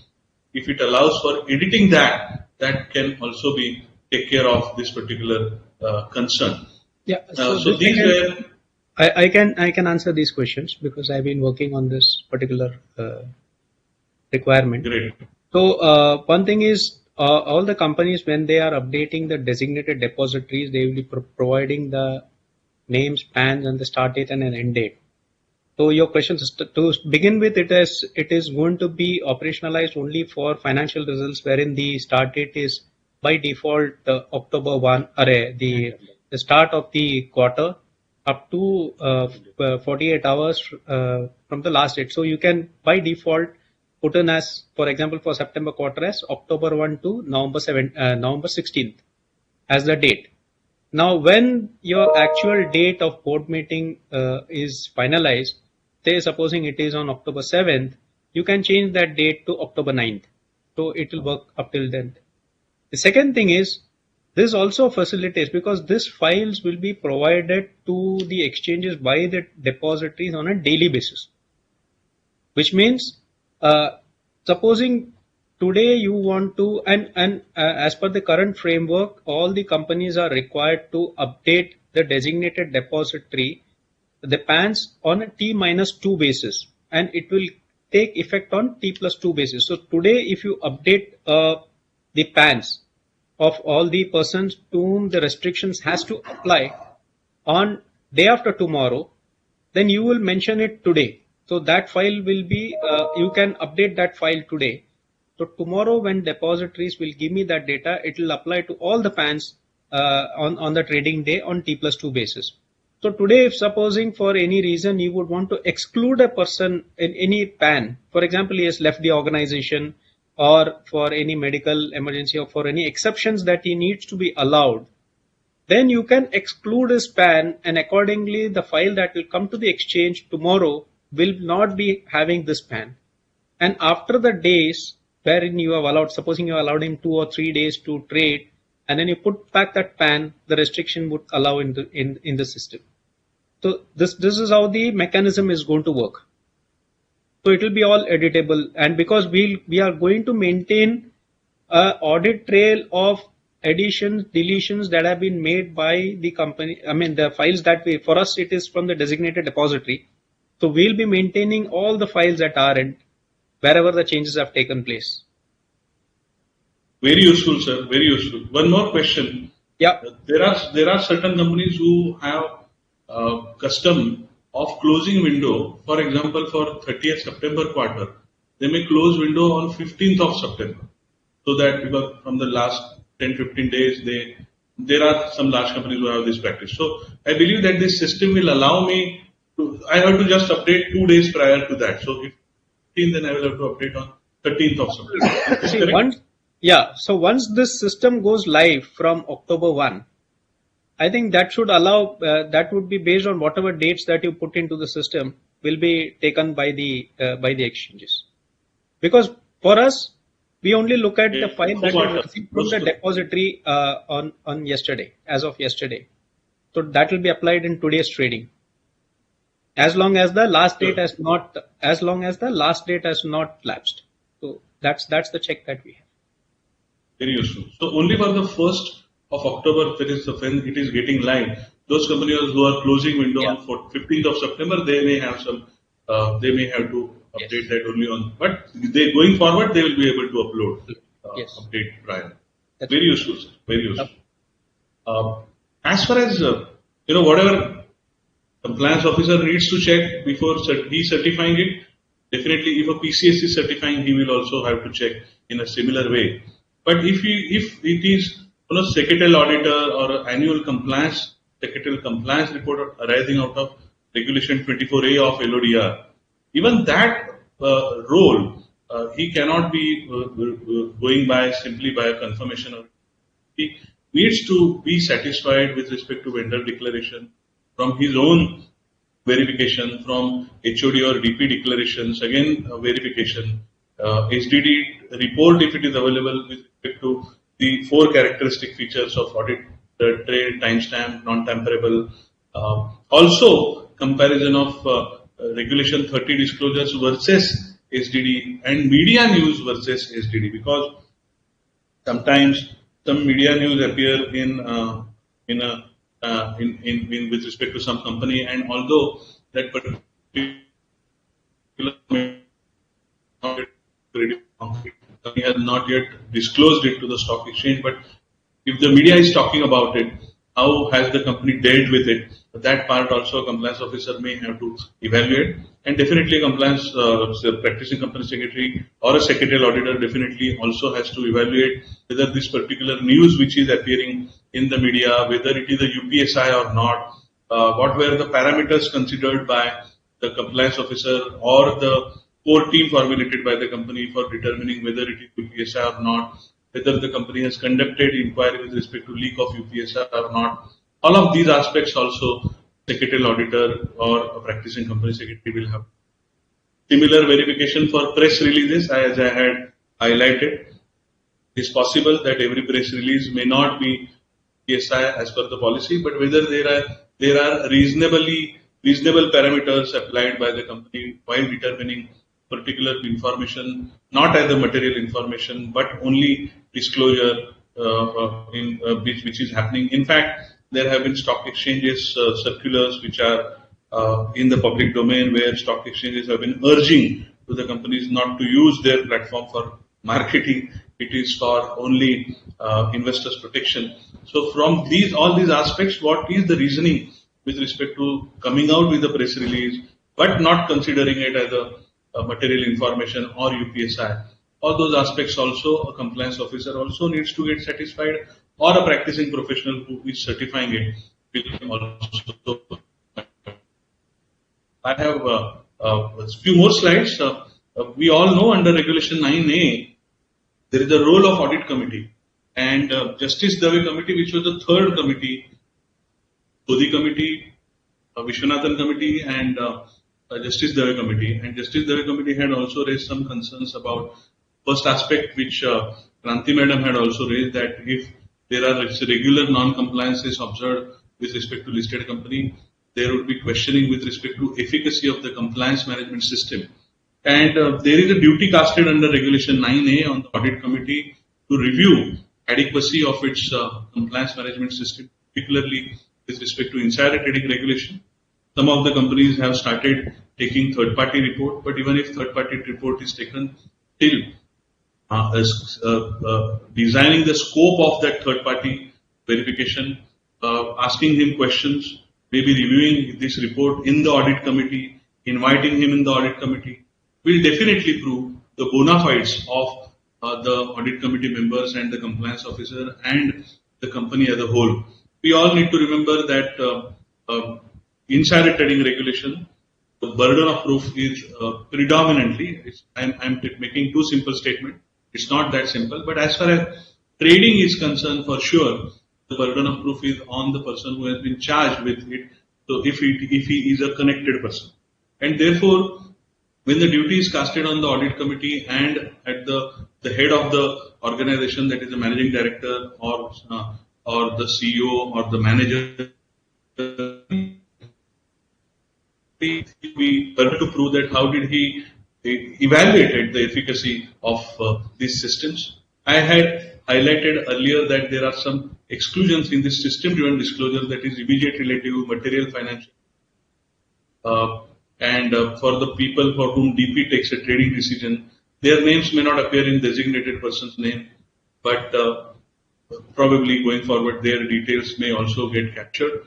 And promoter group name, promoter group entities names also get captured in the designated depositories database when every company is required to update that data every day whenever there is a change. However, we understood from Gopi sir that when trading window is closed, whether a window will be closed for that promoter group entity, because he may not be having access to UPSI, and therefore that option probably will be available with the compliance officer.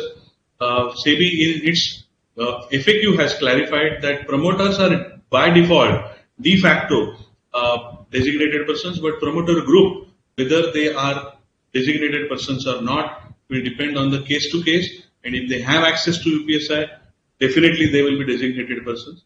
So a compliance officer and the companies will have to take care of this. So that's all from my side, and these were some of the learning objectives. I just wanted to highlight some process parameters. These are again very basic and minimum processes, and we can go on strengthening these processes and checkpoints, be as a compliance officer or as a we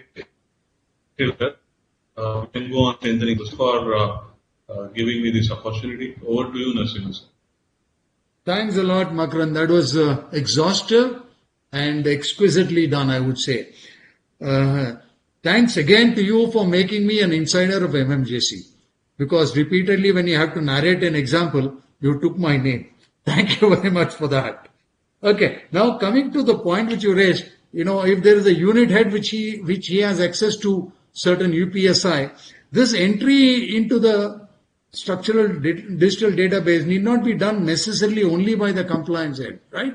It can be done by any of the unit head also. They would have access to it, because it may be selective only to that number of people who are assigned in his department, not known to everybody. But he will just make a mention that these are the people who are currently prohibited because they are in possession of some UPSI. Therefore, not necessarily this also gives a lot of comfort to the compliance head, because everything now his head is rolling for everything which is done or not done. But in a way, to some extent, it protects the compliance head, saying that, look, this is not your domain, because it's in the domain of some other individual who's been assigned the task of doing it. Okay. But definitely, Narasimhan sir, definitely this responsibility should be documented somewhere, and the responsibility of compliance officer for closing window, he will have to discharge, and therefore that system should enable him to get to know that either a system itself should generate a window closure notice, or he should get a pop-up that solar project or nuclear project or moon project, these two names have been added and you have to close. Correct. Good. You know whom I will reach out to for getting something done on this. Obviously you. Okay. I will get it done. And of course the Segel Standard Committee as well, the Segel Standard Board rather, we will get to do it. I'll have a couple of questions. I've got about 100 questions. But before I mention that, I can also tell you all guys have created a record. We have more than 13,400 members attending virtual on this platform alone. In addition to that, we also have members on Facebook as well as YouTube. So I will know the numbers on Facebook and YouTube tomorrow when I'll definitely individually share with all of you. I think, Gopi, I think if you reach to us, you have a larger platform to address all your issues, and you will definitely have more people listening into you, and that will be a better way of doing it, I thought. Okay, Yeah. Gopi? Narasimhan sir, Kranti madam wanted to say. Yeah. No. You have something to say? Yes, ma'am? Yeah. I just raised my hand to just interject and say something. Like Mr. Makaran was saying, that all the disclosures which are made on the exchange website have to be checked as being part of SDD as a bare minimum. But it need not be confined to that, because the disclosures come on the exchange website when they reach their finality. But the UPSI is generated long before the exchange, the disclosure is made on the exchange website. So if a company has only the exchange, disclosures on in its SDD, the checker can be sure that he is not doing a thorough job, because there would be many UPSIs generated which would be in process, so to speak, moving around in the organization, taking various processes taking place with respect to that UPSI, which needs to be entered in SDD. So I would say I would go for the other end, go beyond and see whether the company has not exchanged disclosed this in this. You will not know, basically, but at least see whether at least some of the entries in the SDD are ones which are not being disclosed on the exchange website. Only then you can be sure that the company is doing a thorough job of it. Otherwise, we would only be including those UPSIs, on a certain historical basis that something has been disclosed, and you have the end of the story and you have the beginning of the story in the SDD, beginning to end. But what about the stories which have begun but which have not reached its logical conclusion? So don't restrict yourself. That is the bare minimum you need to see, but you also need to go beyond and see whether stories in progress have also been entered in this. So they would be suitably disguised, of course. I mean, as I said, maybe the nature of UPSI would have a code name or whatever it is, but you can always ask the company or whether to tell you whether this is UPSI in progress, whether it is UPSI which is gone on. So a much more thorough check needs to be made. This was the limited point I intended to convey. You can add to this, Gopi and Mr. Makaran, in case you want to add to this.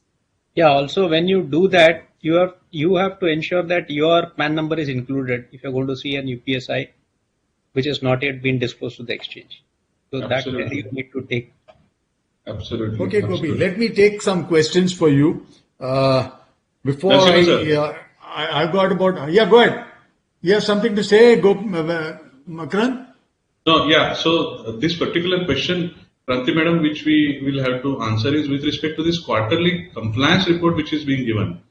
Whether all those UPSIs which have not yet reached to finality will have to be also captured, or only those which are disclosed will only have to be captured with respect to, because you have to give number of UPSIs needs to be captured. You are saying that it will have to capture all those UPSIs which are in the ecosystem. That is the principle on which this is going. Specifics of that can be addressed by us in the FAQs or wherever your people come out with the questions. But that is the principle that we are proceeding from, that you cannot limit yourself to the, exchange this. As a matter of, good supervision. Yeah. Even those I'm contracts, glad. Thank you. when you have to enter even those contracts which you tried to get, but you didn't get, but you were in Absolutely. race for that particular contract, that also needs to be entered. So the field is wide. So again, where I always say that the maxim runs thus: when in doubt, disclose. So here I would say, when in doubt, include. Aligned. See. Aligned. So the Thanks a lot. like I covered, the UPSIs would either have a closure with no disclosure to the exchange because Yes. it did not fructify at your end, you failed, you lost the contract, whatever. So there has to be a closure to all UPSIs. So either it would be a closure or it would be a disclosure to the exchange. So it would be both. Okay, let me take on the questions now. I think we have received about 100 questions. I'm not going to do 100 of them, but quite a few are repetitive, and therefore I'll try to first raise those questions. In the case of SEBI regulation relating to 17 to 27, there are certain companies where the those regulations are not made applicable or they are given an exemption. For example, if the paid up capital is 10 crores and the total net worth is less than 25 crores, then they don't have to comply. Some of these questions are some from these small companies saying that the cost is pretty prohibitive, maybe about 60 to 75,000 in terms of the software itself. Now, can we get exemption? It's purely a question with the regulator. I don't want an answer today, but keep in mind that this needs to be answered for the benefit of the members, the employed company secretaries, whether they need to do it. So I don't want an answer right now. Number two, the specimen of the certificate which has been prescribed is basically mentioned from the compliance officer.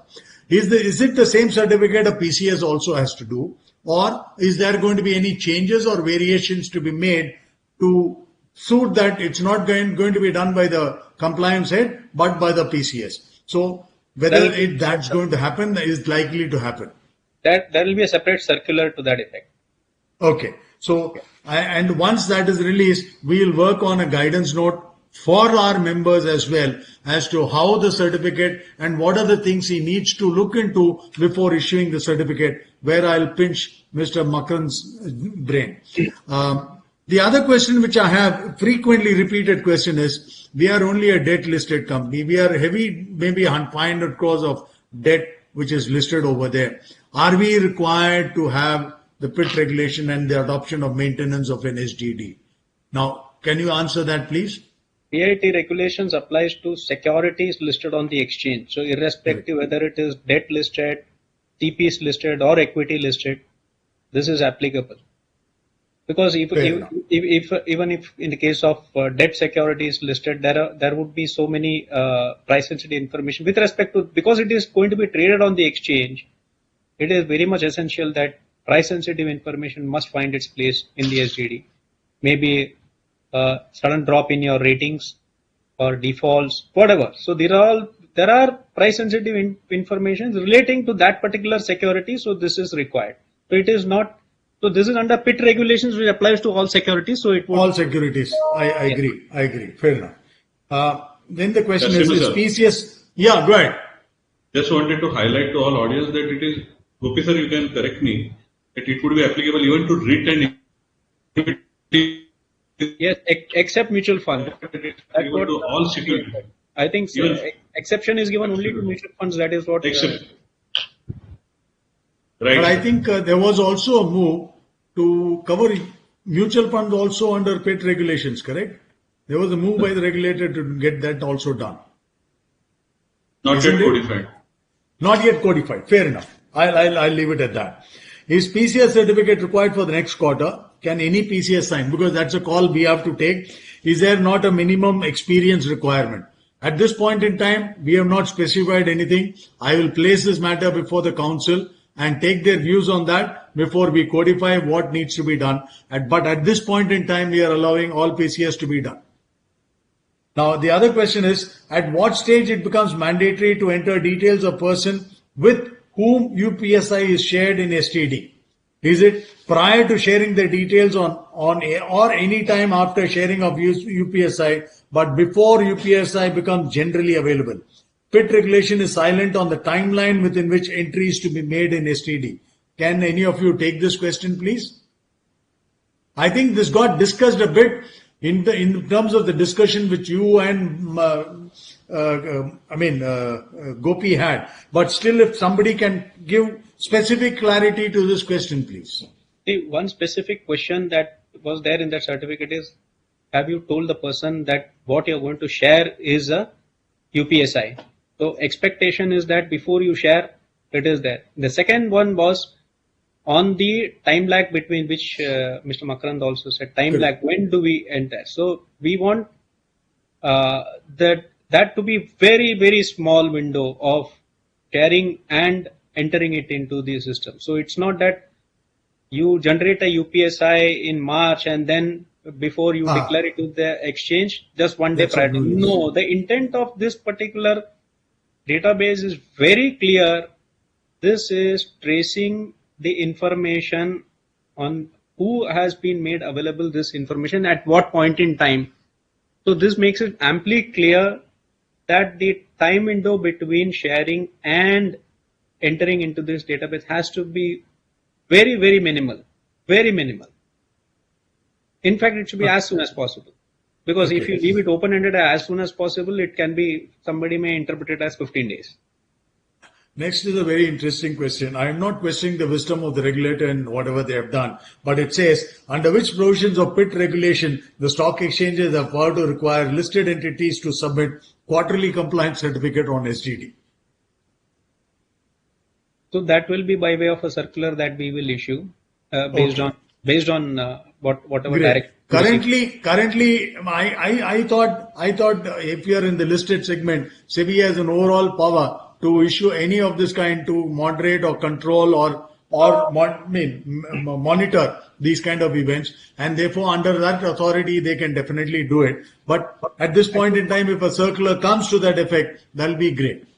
Next, is it mandatory to attach documents also with the SDD in the database being maintained? Ideally, that's one point which I was covering. If there should be some verifiable source, when we share this information. When I say verifiable source, if the designated person is sharing an information, say via emails, then I know that it has actually been shared by email and I know the identity of the person via that email. Because that person can tomorrow not deny what information has been shared with him. Absolutely. Second thing is there could be deniability if you share printouts, okay? Because I can deny that this is not a document that I received at that point in time, because this will be recorded in a database. At some point in time in future, if I were to question that you were in possession of this information based on the recordings in the database, then the burden of proof is on me then at that point in time to prove that this was not the information that I received.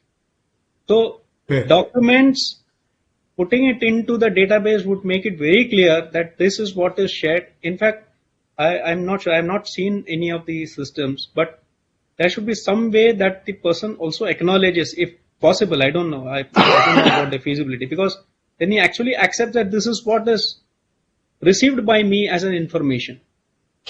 Okay. Entry in the software to be made person-wise separate, or it will be single entry from different person for same subject? Person PAN. Okay. Next. Price-sensitive information shared internally among concerned employees to executive directors to finalize accounts. Is it need to be entered into the system? Yes. FAQ very clearly mentions that it has to be done. Okay. The next question is very strange. How many designated person is to be entered in the database? Any number. The number is limitless, right? Limitless. Yeah. As long as you have very clear demarcation, you have a very clear list of who are the designated persons. You can enter as many of them. Now, there's a next question, very interesting. Is there a specific software required? Obviously, yes, I thought. Obviously, otherwise, how is this going to be maintained? Okay. How would you the entire linkage is provided. I believe the current cost of the software is around 50 or 60,000, right?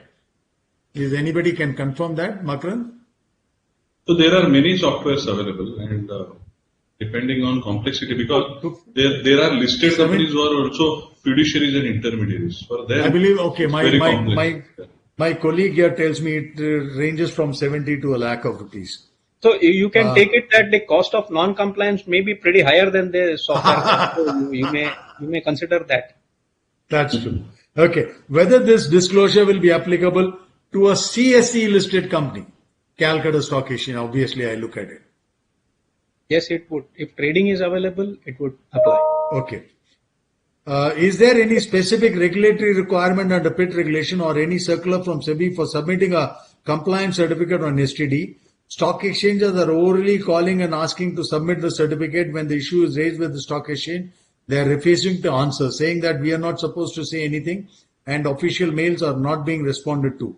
This issue may be clarified as we discussed. Maybe a circular from SEBI would be on the anvil, which will clarify a whole lot of things as far as this particular aspect is concerned. Therefore, I don't want you to answer that.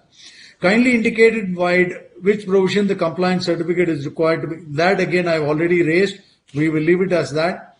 No, there are debt listed company, debt listed private limited companies, would this be applicable to them as well? Listed securities, it is applicable, whether private, Okay. public. It's immaterial. Is maintaining of an SDD applicable to suspended company? Very tricky question. See, if it is a listed security, means it doesn't talk about whether it is tradable or suspended. So ideally, even for a suspended company, it should be Applicable. maintained. It should be Applicable. maintained. Yes. So because once it is suspended, can always be suspension can be revoked, but at which point in time also you can Yes. get to gather information about what has happened during the Correct. period. Okay. Now our guys are so concerned about the penalties. What are the penalties for SDD non-compliance? I don't want to answer that at this point in time. The amount can be incredible. I mean, I don't want to mention specifically any amount, but it will be covered under the general clauses which is specified under the LODR, I suppose. I think that can be taken, that can play a part. Makran, your call on that? No, that is only under LODR. So this may not but SEBI may come out with some SOP maybe even for this purpose. Fair enough. We'll raise this question for an FAQ. Otherwise, You can wait for that. Otherwise, there is a general penalty clause 1 lakh to 1 crore. Okay. Is SDD applicable to limited purpose clearing corporation? Gopi? Limited purpose clearing. See, this is a. No, I don't know what he wants to ask for. I'm not able to understand. Is STD applicable to limited purpose clearing corporation? If you are not able to answer it, doesn't matter because we SDD have has one. been made applicable to intermediaries and fiduciaries. Okay. Okay. So clearing limited purpose clearing corporation is an intermediary, and therefore to that extent. Clearing corporations are MIIs. They are not intermediaries. Okay. Under Market the fiduciary, intermediaries. probably they may fall, but definitely not under intermediaries. Okay. If STD is maintained with depositories, then is it required to file Form C with the stock exchange? What is this? I don't know. You may know better. If STD is maintained with depositories, then is it required to file Form C with the stock exchange? SDD is maintained with depositories. Is it system-driven disclosures? He means system-driven disclosure. When system-driven disclosure is updated on daily basis. There was an exemption which was notified in 2021, where 7.2. Yeah, madam. Please circular, if I remember, I don't quite recollect the date of the circular some months back, which said that for people who are meeting with all the requirements of the circulars in terms of system-driven disclosures, for I think promoters, directors, DPs, and whatever, for some categories, they're saying filing of the physical forms is optional. But I think they need to read the circular and see exactly for whom it is optional. But that clause was there. Yeah. But this is. Okay. That's the other SDD we are talking about, system-driven disclosures. Yeah. Okay. If data is shared internally several times in a day, does it have to be entered in the STD each time? Obviously, yes, I suppose. Yes. Okay. We are a high debt listed company. I think that we've already clarified that it will be mandatorily applicable. Therefore, there's no question of any relaxation over there. What is the due date for filing of this STD certificate? That's already gone. Yes. So for the PCS, we'll be notifying it when we issue. But those who have not, the question is if you have not filed before 9th of August, which you are asked them to do. Correct. What kind of an action are you planning to initiate against them? That is not yet decided as of now. But you will give them some leniency should be there. We will try to maneuver with SEBI and seek some leniency as far as that is concerned for the first period. For the subsequent quarters, it has to be on date. No doubt about that. What is the difference between... Yeah, go ahead. On the earlier question, when with respect to same UPSI, multiple information shared with the people. For example, in financial result preparation, there will be exchange of mails every day. I believe that Gopi sir for the purpose of audience benefit, I'm highlighting that I don't think that will require to be added in SDD because it will not add any value. Gopi sir, is my understanding correct? See, as long as it talks about, Makarand, it talks about if data is shared internally several times. Acha, if you are talking about the results per se. Result per se, in making of result, there is a several share of information internally. Right, most of them, as far as results are concerned, they have a data room, and I think they do it within the room. Nothing goes out, nothing comes in. So anybody outside has no privy to the information which is available. I think most of the large listed companies have very strict maintenance of a data room, and they don't allow anybody else to enter the room. And those inside are not allowed to take even their mobile. They cannot take their mobile inside. So whatever is there, the machines, the software, the laptop, everything is left over there. So I think that kind of a sharing may not be what it is. Maybe something else. Maybe let him be. He has, the person who has raised this question has heard our answer, and maybe if he has anything, he can raise it again tomorrow in a manner which will be understood by all of us. What is the difference between timestamp and audit trail? I think both means the one, since a data relating to entry, date, time, etc. is captured. Can you take this question, sir? Timestamp and audit trail. Audit trail is different, I think. I don't think you can call it the same. Audit trail will involve all the entries, okay, how it has moved. Timestamping is at each point in time that particular information was shared, that would be a timestamp. At what is. Okay. So audit trail will cover everything, with whom it has been shared, which are the new names that have been added, all those things. So. Okay. Now, whilst identifying designated person, DP company can decide who will be DP, considering whether the respective person, as per the functional role, will he/she be privy to any prices, though he is within 2 levels below the CEO, MD, can be excluded. I don't know. I think he says that any DP who is identified who can 2 level below MD or CEO can be excluded. Is the question. Whether they can be excluded, although he is a designated person per se. So the very fact that he or she has been classified as a designated person is somebody who is in possession of a UPSI, right, for whatever reason. So the exclusion, the moment he is a designated person, probably these rules would apply. I mean, there would be no exclusions.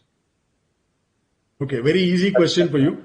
Can you please elaborate what exactly would audit trail mean? I think you have already detailed explanation has been provided in your presentation. I'm sure the person who raised this question would have heard you, and we'll take it as part of the FAQ. Last question for the day. I don't want to go beyond. We are just crossing 6. Whether draft financial shares with auditor for audit purposes are UPSI. Most certainly, yes, I would feel. But if you have a different take, you can answer that question as well. Definitely. Financial information is a UPSI. Yeah. One of my employee was part of the house issue. You come here and raise the question. So she is coming here. She has a question for you. She is also our member. Right? Video of नहीं बोलो कोई बात नहीं बात करो. Good evening to all of you. One of my question is, suppose that there is a group of companies and there are different designated persons within that group of companies, but the server is there is a common server for maintaining that structured digital database. But for each company, the restriction is up to the designated person, means he cannot access to other companies' database. So whether it is a violation of PIT regulations or not, because the server is a common server and maintained internally, not to any third party. So whether it will be a violation of PIT or not, that is my question. Maintenance has to be internally. I covered this point earlier also, that this was what we had observed in our first set of yes, you did. I think many one of the many companies. One of the inspection you had observed that you found this and that They had, so things. this has to be within your control and no one else's control. Even though there may be logical partition, this partition, that partition, no, it should be within your control. It has to be separate. Sir, one more question on this. Like this is a because there are small listed companies also. It is not because that software is, as you know, that is a little bit higher affordable for the companies. So if they maintain it externally, then what happens? No, you are not allowed to. See, very clearly, SEBI has stated in the FAQ that you cannot maintain it externally.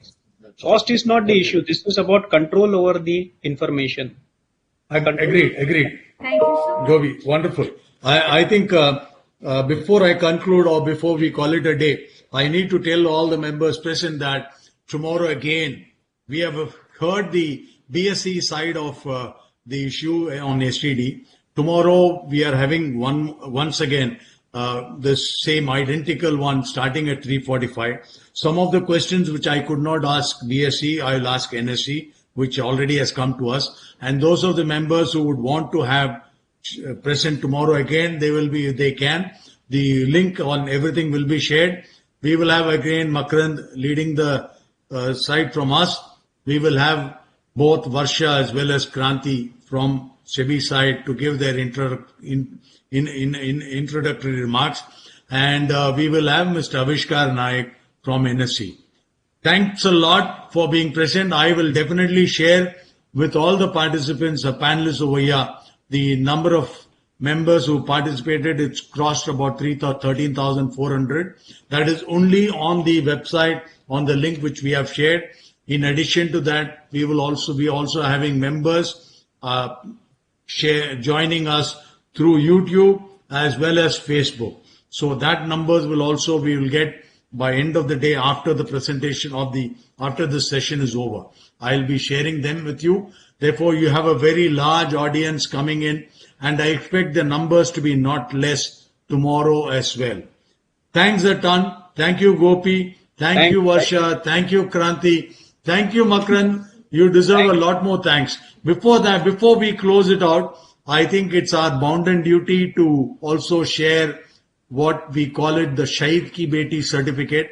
That will be shared. That is for Varsha. I'll tell you the significance of this certificate.